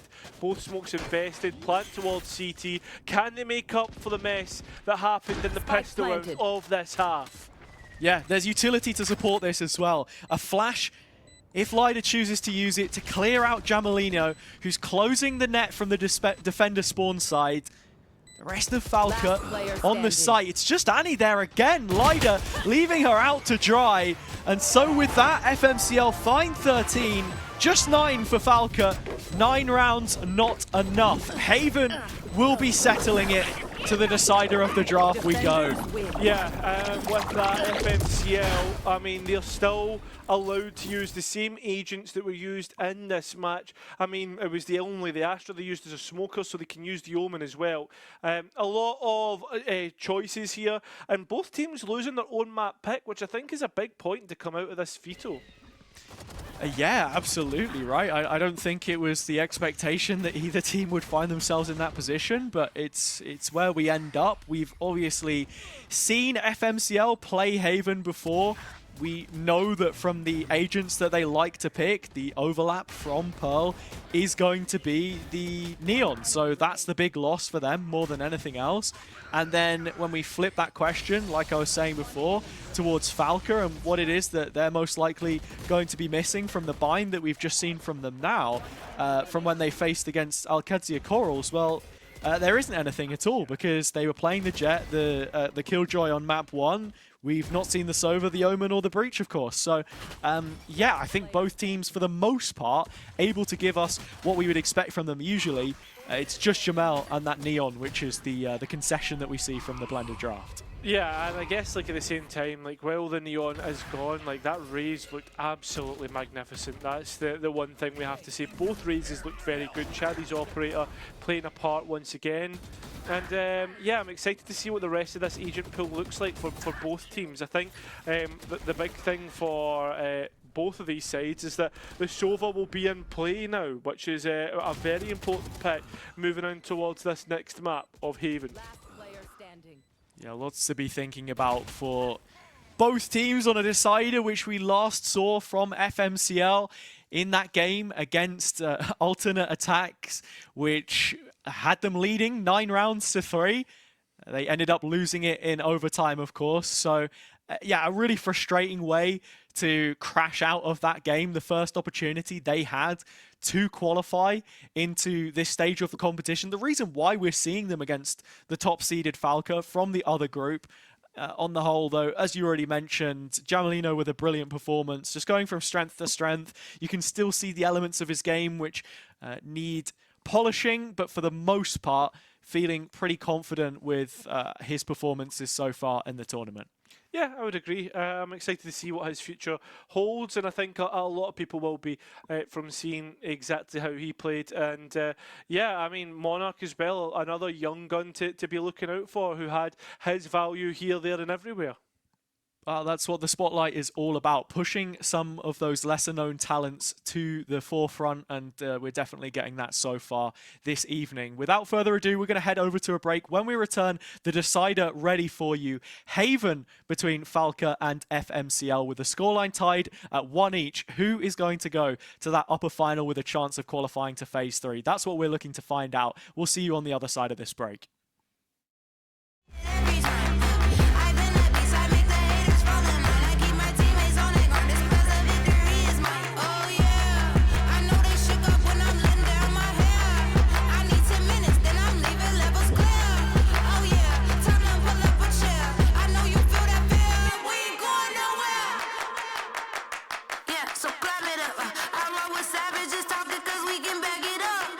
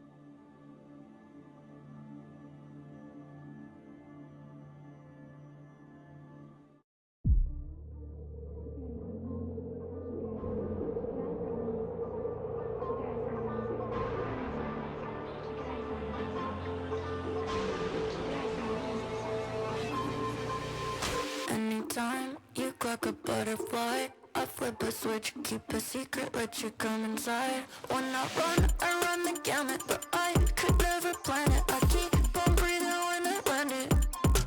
When I run the gamut, but I could never plan it. I keep on breathing when I land it.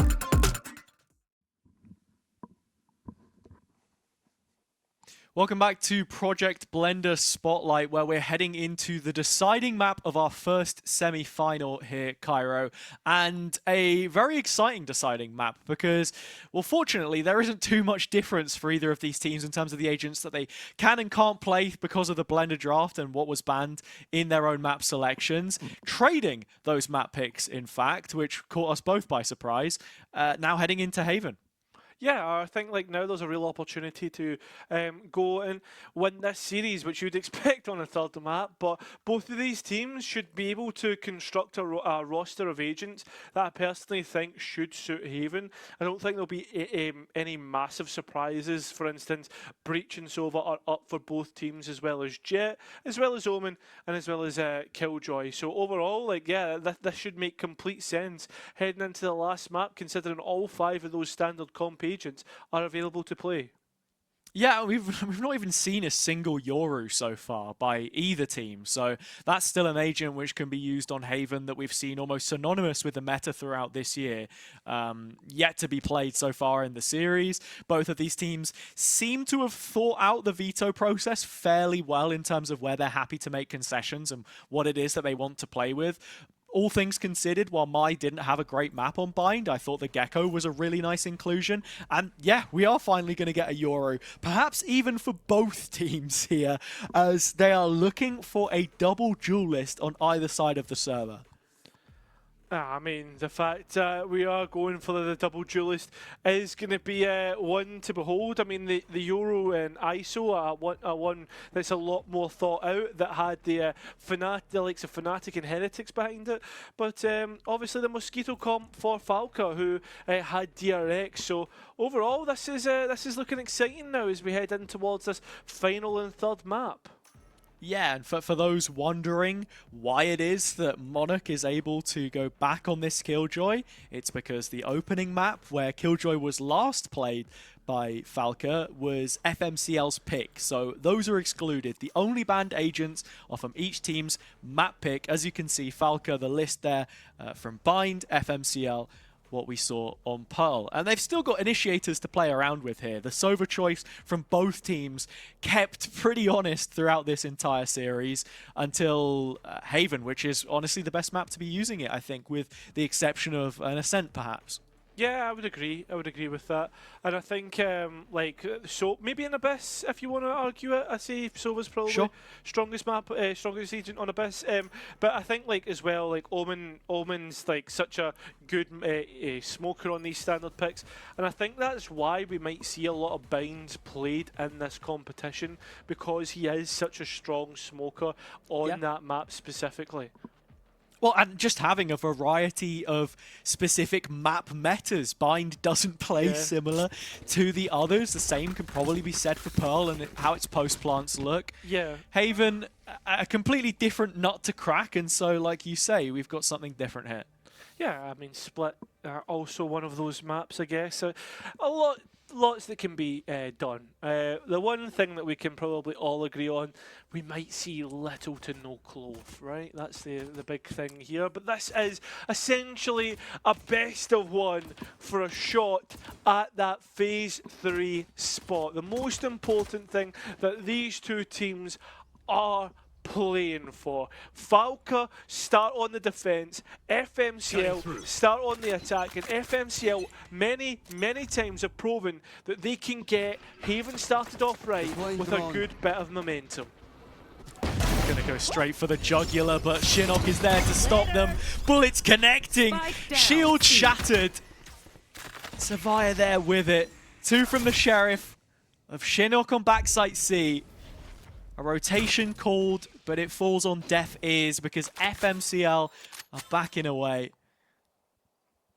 Alarmbot noting the B main. Players try to get out of there.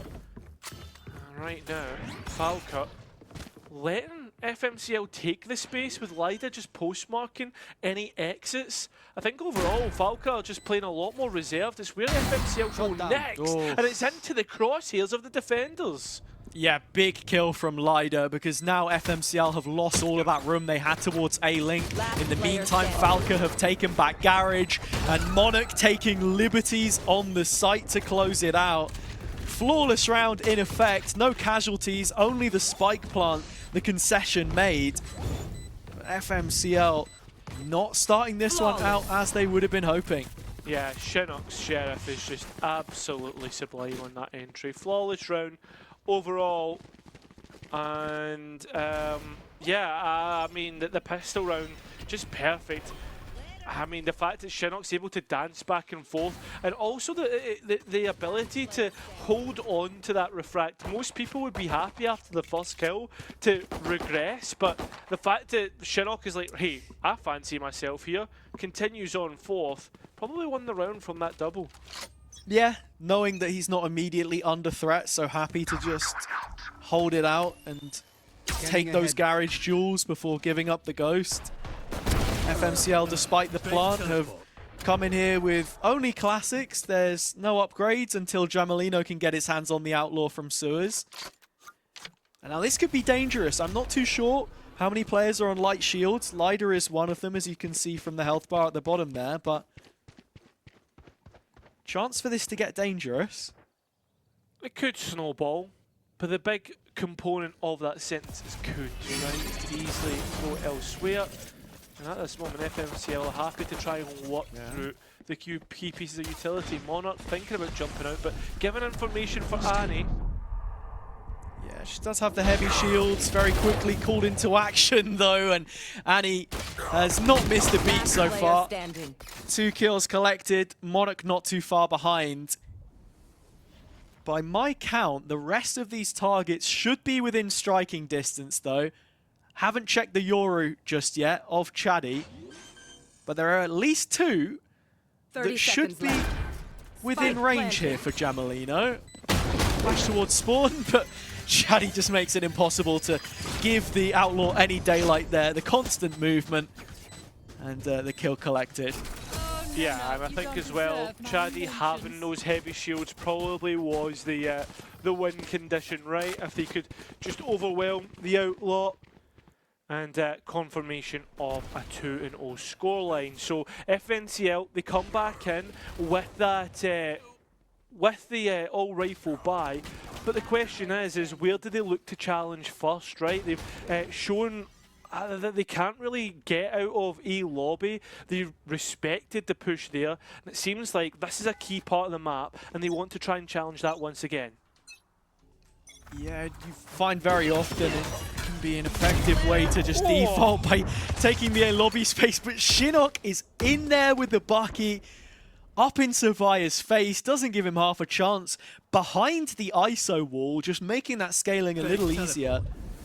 Yeah, and it's the opposite team, right? Like it's the FMCL wall that he uses against them. It's so nice, and the L-drone now goes and confirms that the space was cleared. Or looked cleared, but FMCL didn't know that it was just basically a red herring. They could have easily moved back into that space.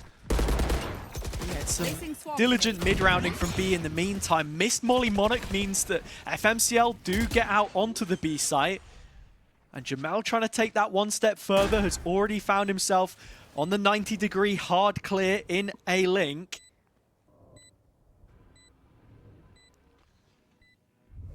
Lida had already invested the drone earlier in the round, so it's going to have to try and face check this one. It's whether they expect him to be on such a deep angle. They don't, and Mai is peeking immediately off the back of it into a 3-on-3. Util clearing the backside. This procs on the boost that's the most poignant of the problems. Mai getting yet another kill. As our hands are bloodied, it's only Chaddy remaining. Just a classic in hand once the magazine runs empty, and FMCL convert their rifle. They get one over their opponents and keep a fair few bodies in it, and making this next round a real challenge. I like this from Chinook, looking to play guerrilla warfare in terms of just diving in, getting the kill, and I mean, no chance of being able to retort, right? It feels like a nuisance for FMCL every single time. Into the next barrier drop, again challenging towards A lobby, looking to continuously threaten that they could easily scale in towards the A site hit, and there's nobody here really to support the Sova alone on site. Camera taken out. Shadi forced to bail from the active TP, the aggression being played through middle. Rotation called early for Shinnok to help support the A players. Lida's recon initially scanned 3 or 4 targets, and Falke are committed to this position. Portal closed. Shinnok is eventually forced to forfeit it, but a set retake in motion, 5 versus 5. Spike planted. Spike down, and as you say, 5 versus 5, 5 players ready to line up, and it's what utility do Falke really have to come back in here, as there's a couple of cages to help delay for FMCL and buy them a bit of space.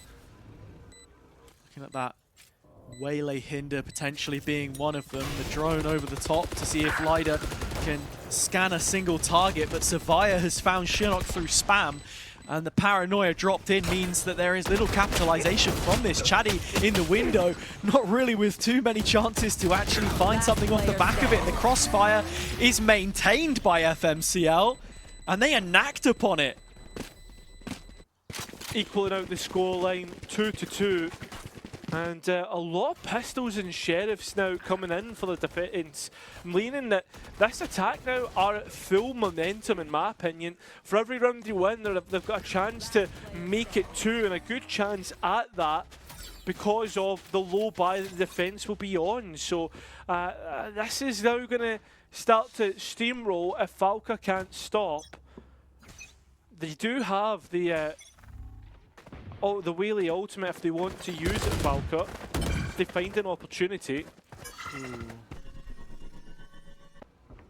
Shinnok has walked down mid again, but Annie was in a fairly committed position on the C site. Burns both TPs to get out of dodge in the end. So I saw it back in here, but Prox is already perched on top of site and will find both targets on the re-entry. So it's as simple as that for FMCL in this anti-eco round. And on top of that, B on the back lines prowling to make sure that nobody's able to challenge there. So that's a foundation which Falke really won't get a chance to challenge. Flawless round, FMCL. Now they have to go up against the full buy. What does Falke have in terms of plans, combining the ultimates that they do have? Something like early on, at the very least, Chaddy's going to be bringing out an operator here for Falke, something which could massively aid their defensive control just by locking down a singular lane. We've seen in back-to-back rounds now someone on the Falke side, one of the duelists with the teleporting tools, take some mid-space but not really develop off it too much, not really given an opportunity to do so by FMCL.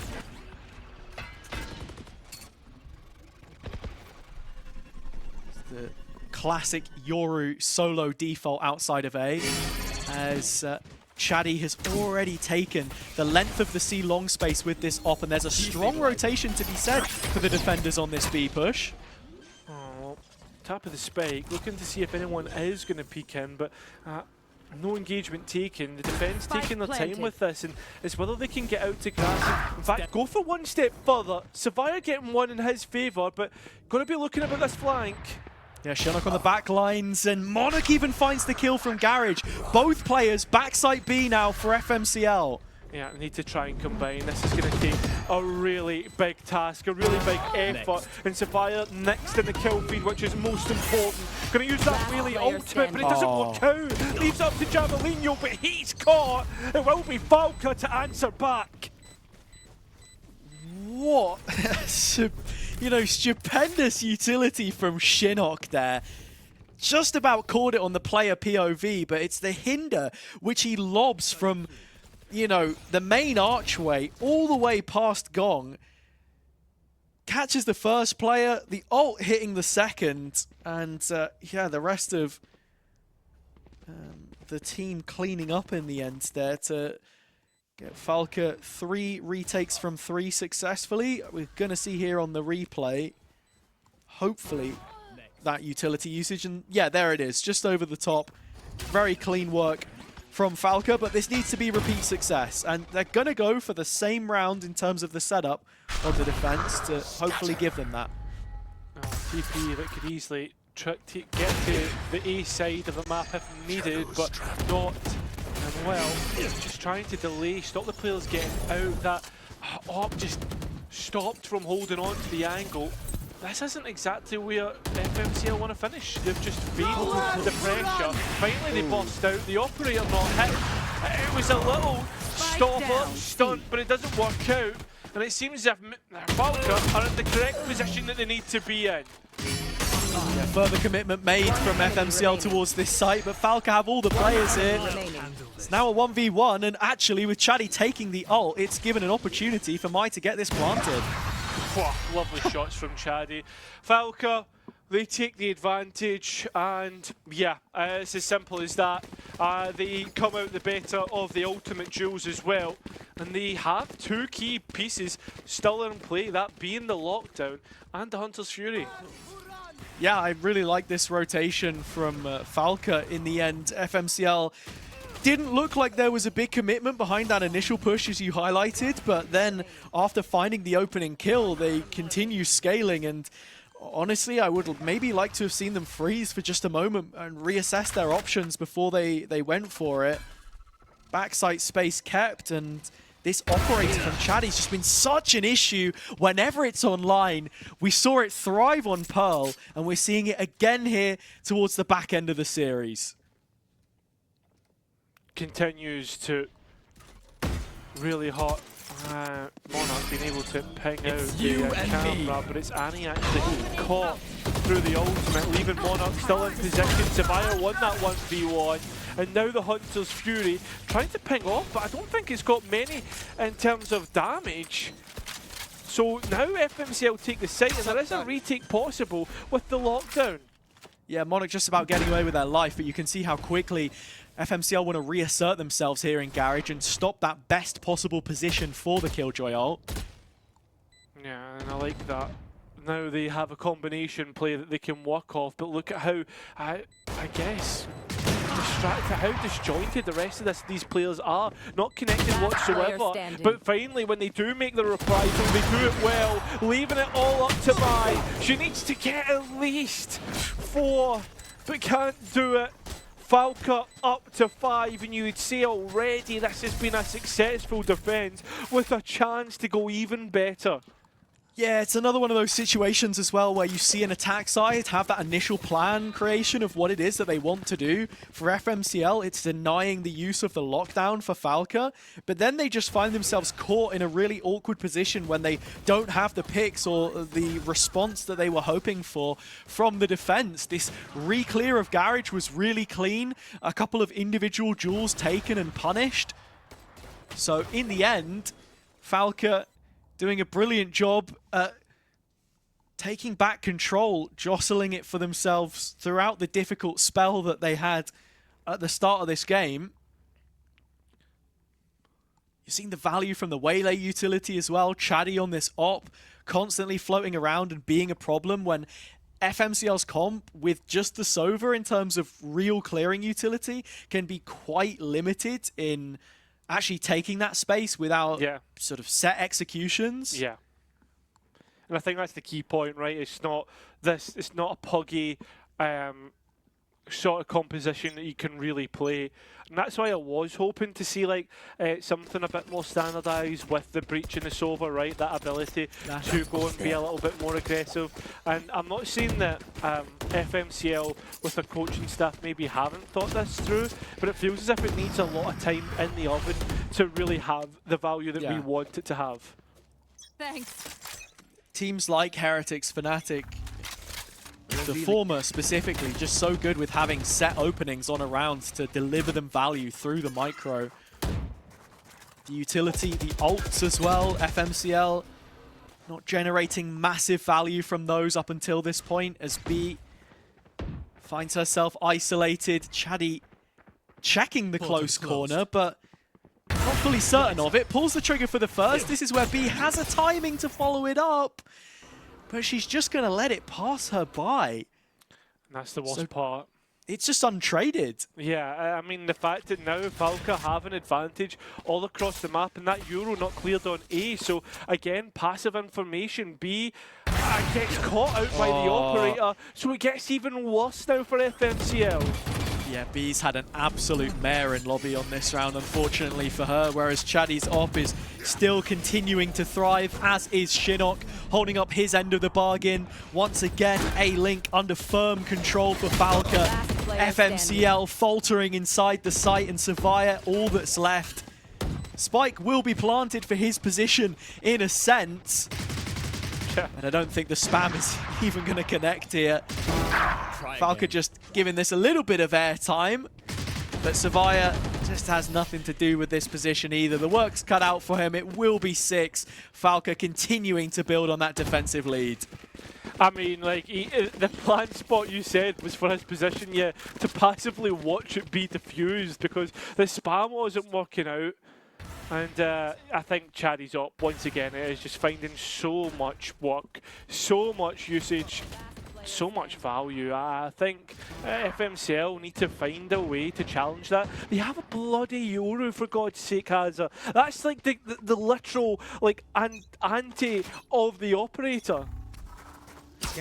Yeah, I suppose so, right? At least in terms of gap close, FMCL have been quite slow on their uptake thus far, but this round is an injection of pace. Chaddy seemingly reading Savaya behind the smoke, times it perfectly. And at the cost of their ISO, this FMCL eco does have breathing space on B for once. Yeah, and Falke, if they really wanted to, I mean, could use ultimates, and that's exactly what they do. So the next couple bit easy, and it forces the rats out the woodwork, and Falke exterminate them. So advantage taken into the next half. Yeah, that's pretty comfortable from Falke in the end there. Just also loving the use of the paranoia from Annie, and then the delayed repeak off it. Just in case a player had slipped the net, got past, was left unblinded, Monarch has that one on a platter. Brilliant start from Chaddy. Even if you're denying him LOS, he's still going to be picking up kills with this operator, apparently. But, I mean, FMCL hitting into the B site, even on their eco, it's almost represents the worst of what they can really offer against this Falke side, especially with such short rotation times. Players now looking to go and challenge in towards C. Chaddy's not given the opportunity with the operator, and that's about the first time we've really seen that, as Jamalino is using a dimensional drift to clear out towards backside. And combination with the Sober actually nets a kill and a chance now for FMCL to finally get around in their favour. Shinnok has held on to the backside space though, and actually FMCL have done nothing to backfill this. So Falke just retain all positioning, all numbers in the round, as now the man advantage is theirs. And with the dimensional drift brought online, Chaddy is on a full re-clearing mission in middle. Players now looking to walk out of the site. He's flanking with an op. I know, and the fact that Shinnok also has this cross from Prox is just going to be so difficult. The owl drone getting the information, but Prox denying Shinnok. His life is huge. Spike planted. Lyda now stuck in CT. A big 1 versus 1 which needs to be won, and at the same time you're wondering, when does Chaddy activate? He's been on the flank for so long and been given absolutely nothing. Falke, are they finally going to allow FMCL back in? It seems like it's going to be the case. Is Monarch out of garage and the operator of Chaddy not hitting? This is looking like a disaster for the defence. Finally, FMCL might have a lifeline into the second half, as that time on the spike is starting to tick away. But that damage is huge. Up to Prox, who finishes it out. And it will be the answer that FMCL needed. Last round in the half. It's by the skin of their teeth. I have no idea how FMCL walk away with that one. Falke did everything right, showed all of the discipline in their retake effort, but ultimately ended up just a little too disjointed to make anything work. There was just simply no follow-up. I said how good the Yoru is at gap close, but not having that secondary duelist with the same abilities to do so behind it, does prove to be an issue. The initial usage of the ISO wall to get the ult up was huge. Now we're back to this A fight again. Chinook's lucky to walk away with his life. Looking to continue to charge through. FMCL have found a new lease on life, a new chance, but again the delay is absolutely good, absolutely brilliant. The utility just hitting every single time, but the health pool's somewhat similar on either side here. Yeah, and it's another situation where the decision making for Jamel is just a little questionable. 700 RR in the most recent active ranked shows the promise in Radiant lobbies that this guy has, but official organized play, a completely different environment. It's been feast or famine, and right now Chaddy, the one feasting, he has a TP to join the rest of the Falke cast on A.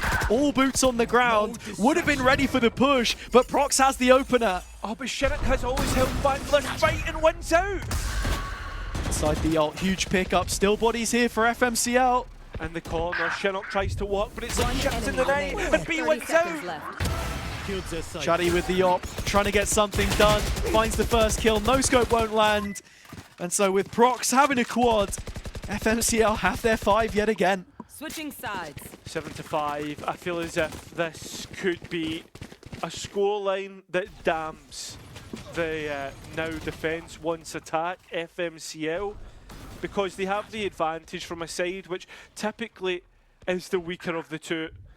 And then you look at it, right, the Mosquito comp, as it's been named, Whaley and Euro, how they can combine on the attack, the sheer force of that execution. The only question I have for the defense of FMCL is what setups do you have, what traps can we see? Because I think that's going to be the big point on this defense, Hazza, and the big question that determines whether FMCL do have a comeback in the second half. Obviously the composition different to what they were running the last time we saw them, with a lead, and now looking to reclaim one here. Jamel gets 2 picks to start off the pistol. The heavy mid-play profiting from the peaks on the Falke side, and Prox not wanting to give away too many more of those. It's a smoke dropped, and with Mai supporting it, Falke filled with lead. They've lost quite a bit of health there on Lida in the process. And B putting this deep trap in Garage means she gets an early heads up on the C execution, heading her way, but goes back in for more with the cam up and concedes complete site control.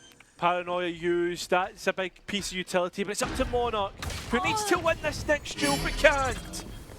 And still the undercut available for Savaya, an opportunity to decay the players on site, give double damage to the teammates. So maybe it is just Savaya to fully take matters into his own hands. Annie seeing if she can do some of the same, but it's just not possible. So FMCL pick up yet another pistol round. And that pistol round could bring them back into this game. Nothing in terms of set retakes or set plays, but it was just successful in terms of how they attacked, right? How they just retook as a group. And I think that's what gives a little bit of hope for any fans at home. I know there's a fan page that they've got that Jack Igo runs. Yeah, wondering when he was going to get his mention. You'll be glad to know that the happy and sad buttons on his hotkeys actually have a picture of you and I on the buttons. Really? So surely I'm the happy one. You're the sad one, mate. I'm sorry this is how you had to find out, but you can go ask him for proof. But maybe he's just going to gaslight me now. But I have a photo in my DMs and I'll show it to you later. Oh my god! Jamalino showing us something explicit in the server instead. What was that? I don't know. It's like triple collateral. Are you kidding me? I mean, and we're waffling about Jack Igo's bloody hotkeys. What a joke, man. Mate, I'll tell you something. If Jack Igo has a happy and sad, he's got to have an accelerated one after that. A triple collab from Jamalino. What? Oh, sorry, it's not even. It's just a collab with another kill. Dude, that's mental. We were floating around in the free cam. I couldn't see Jamalino in the bottom left corner of the screen. He's just popped up out of nowhere. Yeah. And Well, for someone who was struggling in that first half, what a turnaround. What a confidence builder. Well, for the next round, he will need to see more of that. Menu can stop her waffle and finally get into good Valorant, because Jamalino right now is on the march, down mid, all the way into window, and completely unknown. Luckily enough, Annie reacts at the right time and is able to deny Jamalino any more value. Oh, but then it's the C site that falls apart again. B didn't open up the cage after the fake out came through. And so left herself exposed to the angle and got picked off. It's been really harsh so far on her, I think, this map. But that's the reality of it when you're playing as the sole sentinel in the lineup for an FMCL comp, which you know is going to be getting active on other areas of the map. When you know those reactions are going to be taking place, it's just commonplace, I suppose. Proc's the last one left. Jamalino has brought the Dimensional Drift online through his heroics in the previous few rounds, Cairo, so that will be something to think about in the follow-up. But for now, Falke re-establishing some control for themselves in this rifle and keeping it incredibly clean.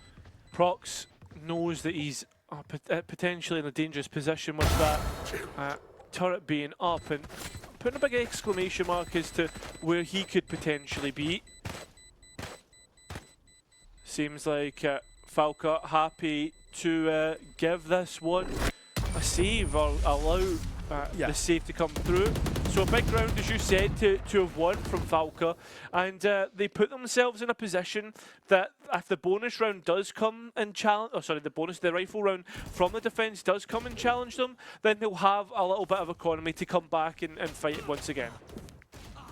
It's the sort of expectation they want to save as many of those guns as possible, having just been newly purchased. First round to break the ice on this attack side for Falke. Remaining vigilant as Savia's Odin is just trimming the herd and actually doing next to no damage. Annie counter spamming with the Vandal, finding one back, and there you go. Falke have their opening kill, and they're very quick to take the B space. Still spam coming through. This defense continuing to hemorrhage players, and with that spike successful, how do you even get back in as the remaining three? It's a full front sight plant with the drone checking out Jamalino's position in C-Link. This solo op might just have problems. Shinnok yet to drop in and face, but when he does, Jamalino scopes in, finds just the one kill, needed a lot more. And his sole heroics just not enough to prop up the rest of FMCL. Falke with a team performance, taking their second in a row. 2-round gap begins to grow even more so if it's continues like this. FMCL just look out of answers, and well, we complimented them before for how well they play together. Again, like, I have to call into question, like, where has that team play gone, Hazza? It's going to be attempted towards A on this round at the very least, but I just don't think FMCL are putting themselves in enough positions to do what it is they want. As we said before, this composition has strength in its rehearsed openings, its organized team play. And within the chaos, just not enough of those presenting themselves. A deep drone was wagered by Lyda, and FMCL are right up around the corner. Upholstered in a lobby. Soviet Utility's going to be a little too late. Immediately charging it down is Savia, and a double kill is overachieving, over-delivering in that position. Falke now feeling forced into this, and we're even going to get the Dimensional Drift to clear any question marks as to the space that this attack could have taken, but they haven't found Shinnok, who's on the front lines, and a nice double back in brings us into contention. Savia caught the drone, so this gets even worse. Yeah, it's going to be a free kill there in the end as Shinnok left into backside, does get out of dodge, has the outlaw. Jamalino closes the gap quickly enough, and so we are back within one. FMCL responding on their half buy of all rounds. Yeah, that was a really weird one. Just seeing the Omen stuck in the middle of sight using that ultimate. Yeah, I don't know what was going on there, but Falke really let the ball slip that in that one. And I mean, Savia doing so well overall. Yeah, just charging down, Lider on the drone. She was thinking about using it earlier in the round, but hesitated a little bit, then went for the reclear after some time, and that just gave an opportunity for FMCL to get into position. Shinnok with flashes of brilliance, of which we know him to be capable, but more is required, of course.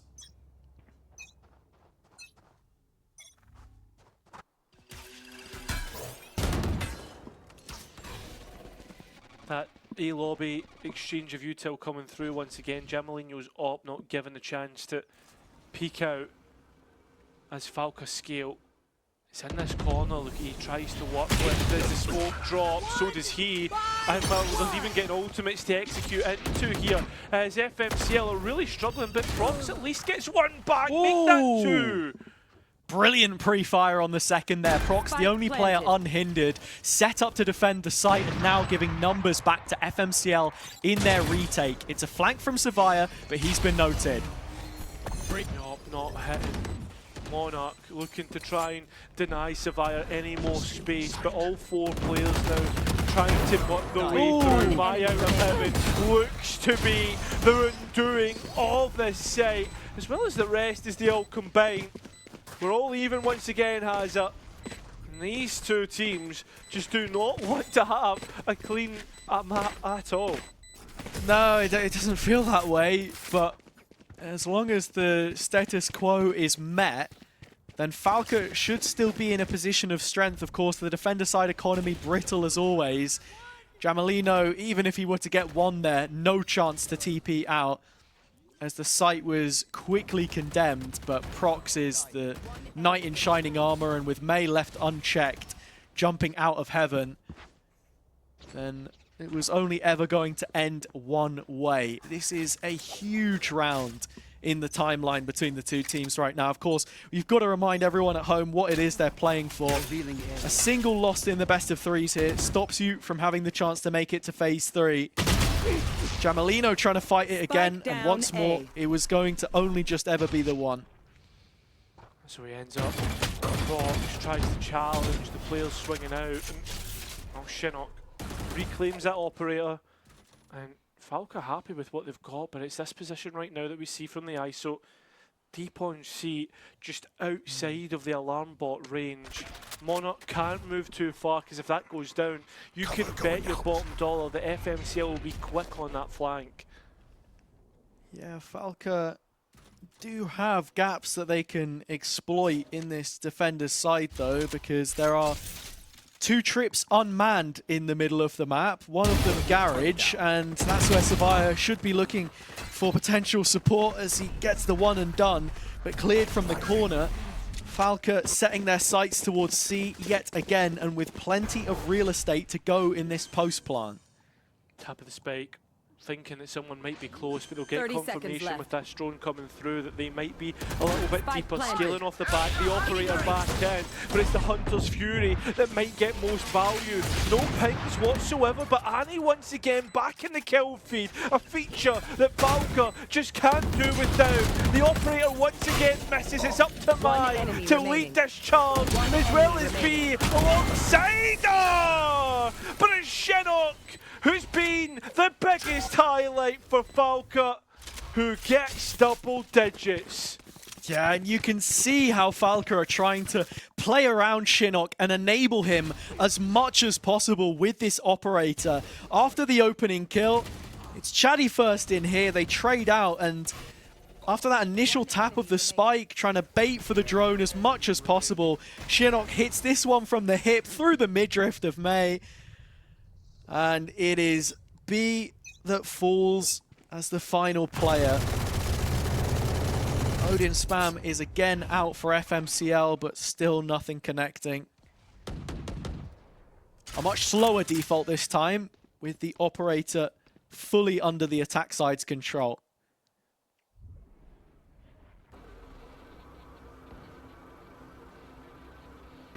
Drone will allow the Euro to continue to scale forward, but decides to TP away. Chaddy now If he could find an opportunity to cut off Survivor's rotation.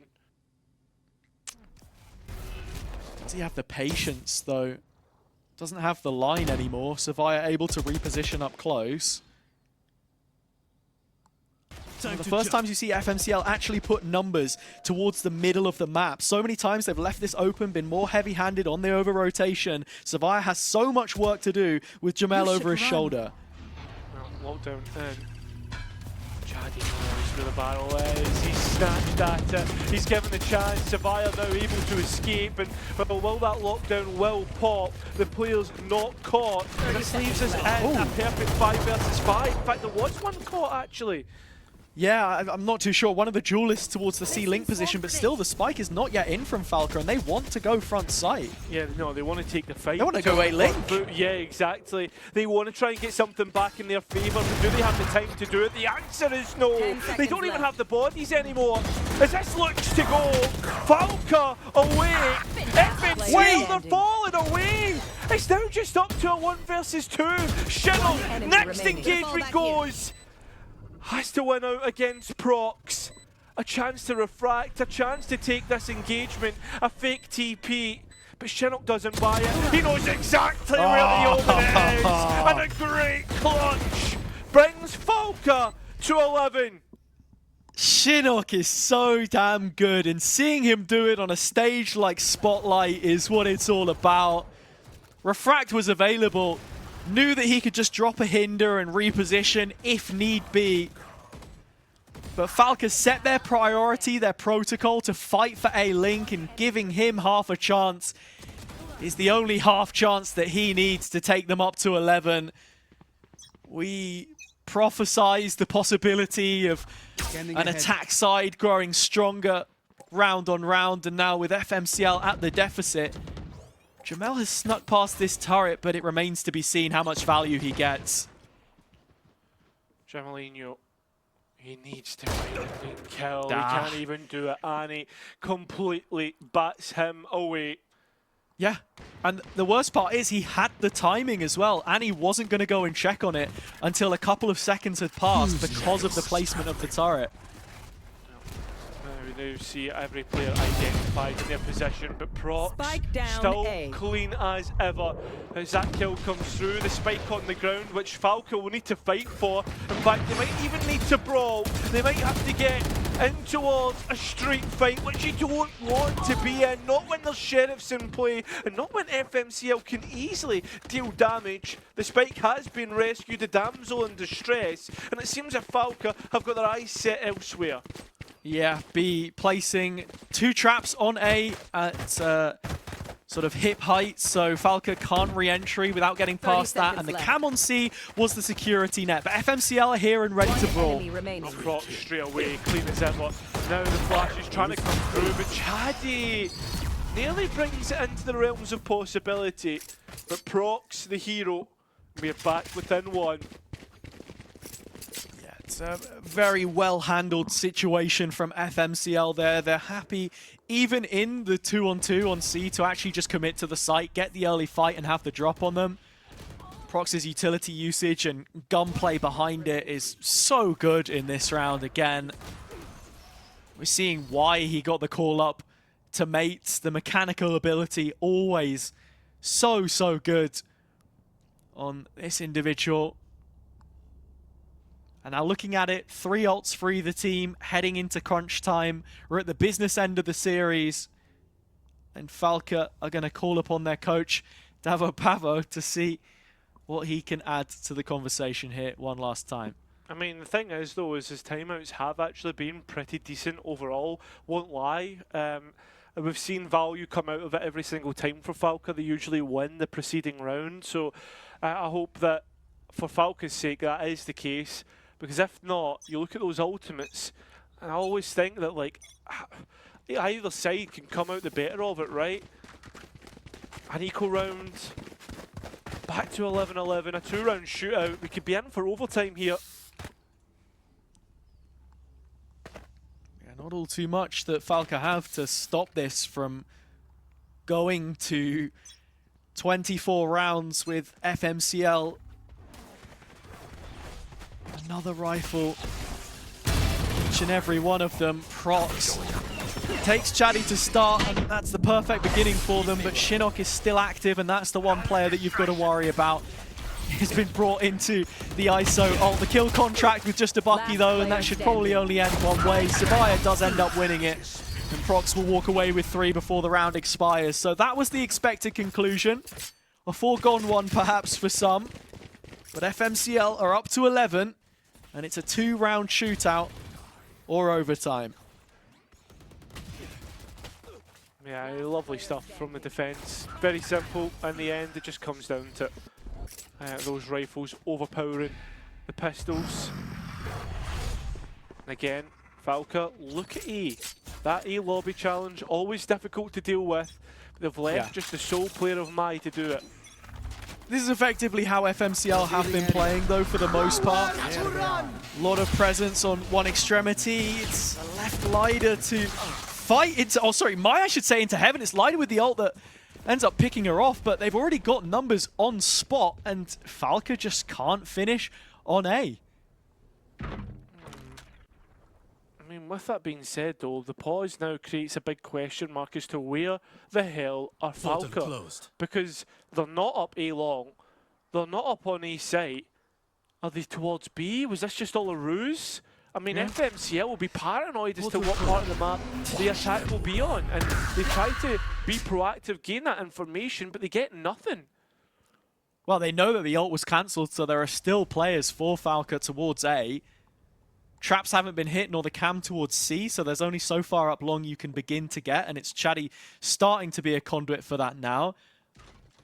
I mean, investing 2 ults towards the right-hand side of the map at the start is more than a statement of intent. It's just that they have been kept at arm's length for now, and Chaddy is trying to create as much of a problem as possible. Doesn't have a TP to fall back on, so he is committed to this, and Prox will find him. So the remaining 3 players in a 3v2 on the A side. Seeing the ultimate being used from Whaley. Oh, Jamalino still at the back of sight. He's been able to work. Leaves Monarch in a 1 versus 2 with little to no time and no bullets in the chamber. Could FMCL sneak a win after Falke being in front for so long? We saw that Falke came back from 11-7 down on Binds to beat S2G in the upper final. That one went to overtime in Group 1. And in Group 2, FMCL had the lead, had a map point against alternate attacks, but just couldn't convert it themselves. So both teams know what it means for their game to go the distance. Equal amounts of success and heartbreak from either side of the server. So FMCL watching Falke commit another timeout to this one before the final round of action in regulation. Still hanging on to Jamalino's dimensional drift here as well, the Yoru ult. A tool for retake, something which they haven't had to play for all too much. It's mostly been these backside floods which have been so effective. Yeah. There's a couple of pings going out towards that B to A link. Maybe ideas about going for a B play, Falke, and then challenging on the front foot. As you said, dimensional drift and playing 1 off of that lockdown going to be most important on Monarch. Keep your eye on that. 1 to know at the back of your head to see if that does come online and whether that is going to be the game changer for Falke here. Mid spam again. Monarch invited to dance with the devil. Prox locking horns with Shinnok in middle, and that only ends one way from the top box. Shinnok has taken the kill. Double entry in. Chaddy and Shinnok blitzing through the FMCL B site hold. That's going to be it. That's all she wrote, unless Mai has something to add. Spike planted. An extension of play. And this, most likely, just a footnote at the bottom of the second half. Position now noted and little left to do. Yeah, the worst part was Mai took that headshot damage, so now down to 70. It's just so difficult to try and get through this crossfire. 2 body shots would be enough. Contact taken on the left side. It's Annie that collects the information, and the rest of Falke do their job, diligent as ever. But you've just got to call it back to how that round started. Quick pace change, straight into the B site. Shinnok creating all of the space. And the flashes in behind it from Chaddy, fantastic as well. Yeah, I mean, overall, everything looked fantastic. And yeah, here we go into overtime. Another 2-round shootout between these two teams. In fact, that's all we've got left. Chaddy will buy up the glass cannon operator. No shields, not a lot of utility at the back of this. Just counting on being able to hit those shots, which, let's be honest, he's done so successfully time and time again. That he has. All of the duelists in the server making their mark, but separated by one. Shinnok, a real imprint in this off-season event. B places the trap outside of A, a little slow in the maneuver, so it has been heard by Chaddy. Advanced position in the lobby. And FMCL setting their sights on B already, and while Jamilino is going to be pinged, he's not made a problem of himself just yet. It's all Falke, in fact. Yeah, and it continues to be that Spike successful getting down, but the body's there to overwhelm, and they do so successfully. Only my left. A-Link is a familiar position for her, but for all of the wrong reasons. Falke finding 13 first. It's on the other side of OT. But it does give them the advantage, and so FMCL will have to respond, or that chance at getting a jump start to phase 3 will have slipped through their fingertips. Yeah, and will FMCL feel hard done by the fact that they were given one chance to finish this out, but couldn't do it? Can Falke finally go and finish this out where they were so ahead for so long? Odin in play for Savaya. That glass cannon operator Chaddy continues to play with. Shinnok, 31 and 16. Prox even on the Omen with 27 kills of his own. The former Gentlemates player, having been in a situation like this a few too many times when you are right on the precipice of something great and it just falls away. How's he feeling? There's a contact piece set up by FMCL. Playing with the elevation and the undercut from Savaya backside B as well. If Falke go for this same play again, there should be no chance that they get into the site this time. It's Chaddy though, and he's looking for that close corner. Yeah. You know it. Doesn't have a TP. That's the worst part. The operator, but does get gifted the free kill. And no What is Savaya doing? Why is he peeking that? There's absolutely no reason. You've got information on your extremities. The setup is for B. Falke are going to take that and now walk over to an A site, which is understaffed. Unless there could be something 30 incredible seconds from Mayan. Let's be honest, the past couple of rounds, we have seen her find a kill here or there, but it's whether she can go one step further. The utility sent in, but she's Oh no! Oh, everybody's there. It's a collapse upon the site. Time and low. Proc taking the shot. The spike on the ground. FMCL from nowhere, able to win out and give us another round of overtime. And again, it's Prox and Jamilino, the superstars of the site hold, Switching sides. stationed on B, Overtime. redistributed to A, and the rifles finding it all. This just, made no sense to me from Savaya with the setup there, at least for him to peek that solo when you had players close by. But Prox with a quick double, one away from 30 kills, by the way. And Jamilino getting the rest. Monarch had already been noted in mid because of his turret earlier in the round, but that is just ridiculous. Can it get even better? Annie with a lovely paranoia that stops the players moving forward. And Monarch, brag double. Shinnok retracts from the engagement and they continue to work on down, just relieving. Oh my! And a 1v1 clutch against their opposite number. Actually commits to the spike plan, and well, when she does, Lyda is there. to convert. Falke have the advantage once again. Switching sides. Yeah, we'd seen that situation point. before from Mai. It was the 1v1 against Shadi in the first half, I believe, where she went for the stick, or the tap actually, in the peak backside. Shadi takes the kill, and this time it is the full commit, which is punished by Lyda. So unfortunate for her with how good we've seen her on a swivel.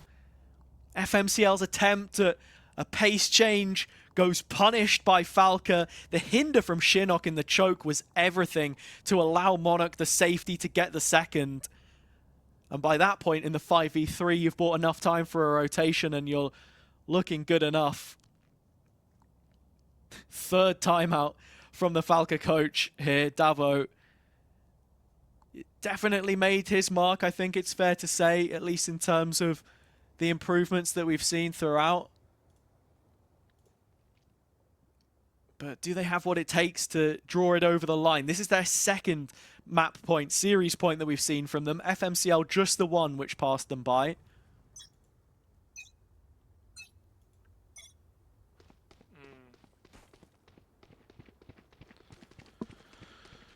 Can they let it pass them by once again, or will they go and convert? That's the question here. Two top frags leading the line for either team. Who can have the most value? FMCL set themselves up for that E-lobby brawl, but it doesn't come their way. Falke, again, you talk of pace changes, is towards the B site this time, and it's completely open. Yeah, because they didn't walk into the setup in the previous round, because they just never saw it. It was left untested. This site has been an oasis for them, but the lack of extra control here is worrying. C-Link is where they're looking to fight.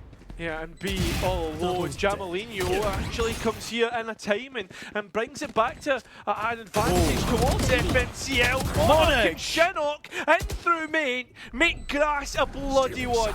You've got to be looking towards the Omen that's just hiding in B-Link, waiting for the opportunity, but that spike's being worked on. Annie needs to move, so does Monarch. Cage drops at the wrong time, and the defuse works out. Yeah, I don't know if that was just double cages from B, or if the spike had already been halved, but I was just waiting for that cage to drop and it never happened. It's great utility usage in the end. Jamalino and B both playing through the C-Link position, but Monarch does so well here on the drop to just reposition himself in the courtyard. It must have been 2 cages from B, because otherwise, I think Falke are winning the decider here and then, and that would have been it. There we go once again. How is your stamina? Either of the two. Chaddy's stamina certainly hasn't waned. As now FMCL are forced onto the A site. Lyda at the back of site, pinged out as she tried to take a timing. And that's not what you want. 4 versus 4, spike down, having to retake with an operator. Felt that she was committed, got caught by the reveal, but Chaddy punishes the overextension in a 4v4 no less, with this flank still waiting to come through from Falke. Here in the steps, the players swipe through. FMCL, well, they're still at a disadvantage and continue to be peeking in to their own doom. They are the makers of it. Proc trying to get things in his favour, but once again, Falke, for the 3rd time, will take the advantage. Good try. Yeah, and Monarch making further moves in OT. Bomb grenade out. The Falke player Switching who sides. had only scrimmed tier 2 teams in the past, has no experience playing in an official environment at Challengers level, but is showing up against players we've seen on EMEA stages in the past. A key component to this retake is also Chaddy just stopping anyone from FMCL as they peek CT 1 by 1 through the tunnel. It's just too easy. A 3rd opportunity for the Portuguese organisation to close this in overtime. Seems if we're going back towards B, and the setup is perfect for FMCL. Some Odin on the line here as well. Phantom in play, Crossfire set up, looking to clear it out. Falke not finding too much success, but Annie with the next might just be enough. 3 on 3, the TP broken. and it's the reset to head towards C, which you can already see FMCL are gambling on, and they have a full Cypher setup to play off of. The A site's been left completely vacant in the meantime. It's the one watching over this, Mai, who's been called back towards the B site, and for good reason, because Deploying drone. Jamal needs a little bit of information, and with the drone coming in, that Shinnok spotted on the face check, tagged, runs away, and baits for the advanced position of Annie, but still, nothing from FMCL biting down on this. Time beginning to tick away. A decision needs to be made soon. Paranoia coming in. That's Jamalino dead to right, still with a spray, getting good damage. Mai needs more. He comes up empty-handed. It's all on B now. Spike planted. Look disheveled as this map and series has gone on. It has not been the best day in the office for her, but if there was any way to answer the critics, it would be to upturn this 3 versus 1, but she's just not ready for it. Shinnok has been all game long. He will end things as Falke move to the upper final. Yeah, they move in with a chance to go in towards that stage 3. That's the big point here. And it has to be said, has a FMCL, they had their chances, but they let them slip, and that's the worst part. I mean, at the same time, Falke Esports, they took their chances, and they did so well throughout this whole series. Yeah, that they did. You're seeing the individuals showing up. Chaddy, his first time in the server. It's part of this roster and the Spotlight campaign, showing what it is exactly that he can offer. Prox as well, continuing to be a name that will be passed around the mouths of VCT and Challengers teams alike as they will continue their scouting for the 2026 season. I think Shinnok is the real highlight here though, Cairo, at least towards the end. Oh yeah. We had Jamalino in spells, but I think still just the more time, the better for him in terms of gaining that experience, and he's done so here. Yeah, I think like Shinnok as well, he's proven that there's a reason why people are somewhat holding him in a very high regard from Tier 2. Again, I think he needs an Ascension tournament or an Ascension run, you know, overall for him to be really gaining a Tier 1 spot. But I think for Jamalino, world's your oyster. 16 who can go and find a project in which to work and kind of announce his name onto the Tier 2 scene. As for the rest, yeah, I mean, it's just as simple as that. I think like right now, the biggest thing for players like this is getting to that stage 3 and challenging Tier 1 teams. Yeah, absolutely. I mean, ZT Monarch had a great performance on the Falke side of things as well, just being ever dependable to help prop things up. Finishes on 24 kills, but the headline is Shinnok with 35. Proc's not too far behind on 33. Commendable showing, and I think even Jamalino breaking 20+ kills in the end when he had started the first half, I think with like 4 or 5 just off the top of my head, almost doubling that immediately, was absolutely huge. Looking at some of the other names on Falke, I mean, I really think Annie had a great series today. That Brim ult was definitely one to remember on Bind, but her utility usage also great. A hard-fought win for Falke, though. 16-14 is how it will conclude, and that is them punching their ticket in the upper final for a shot at Phase 3 of Project Blender.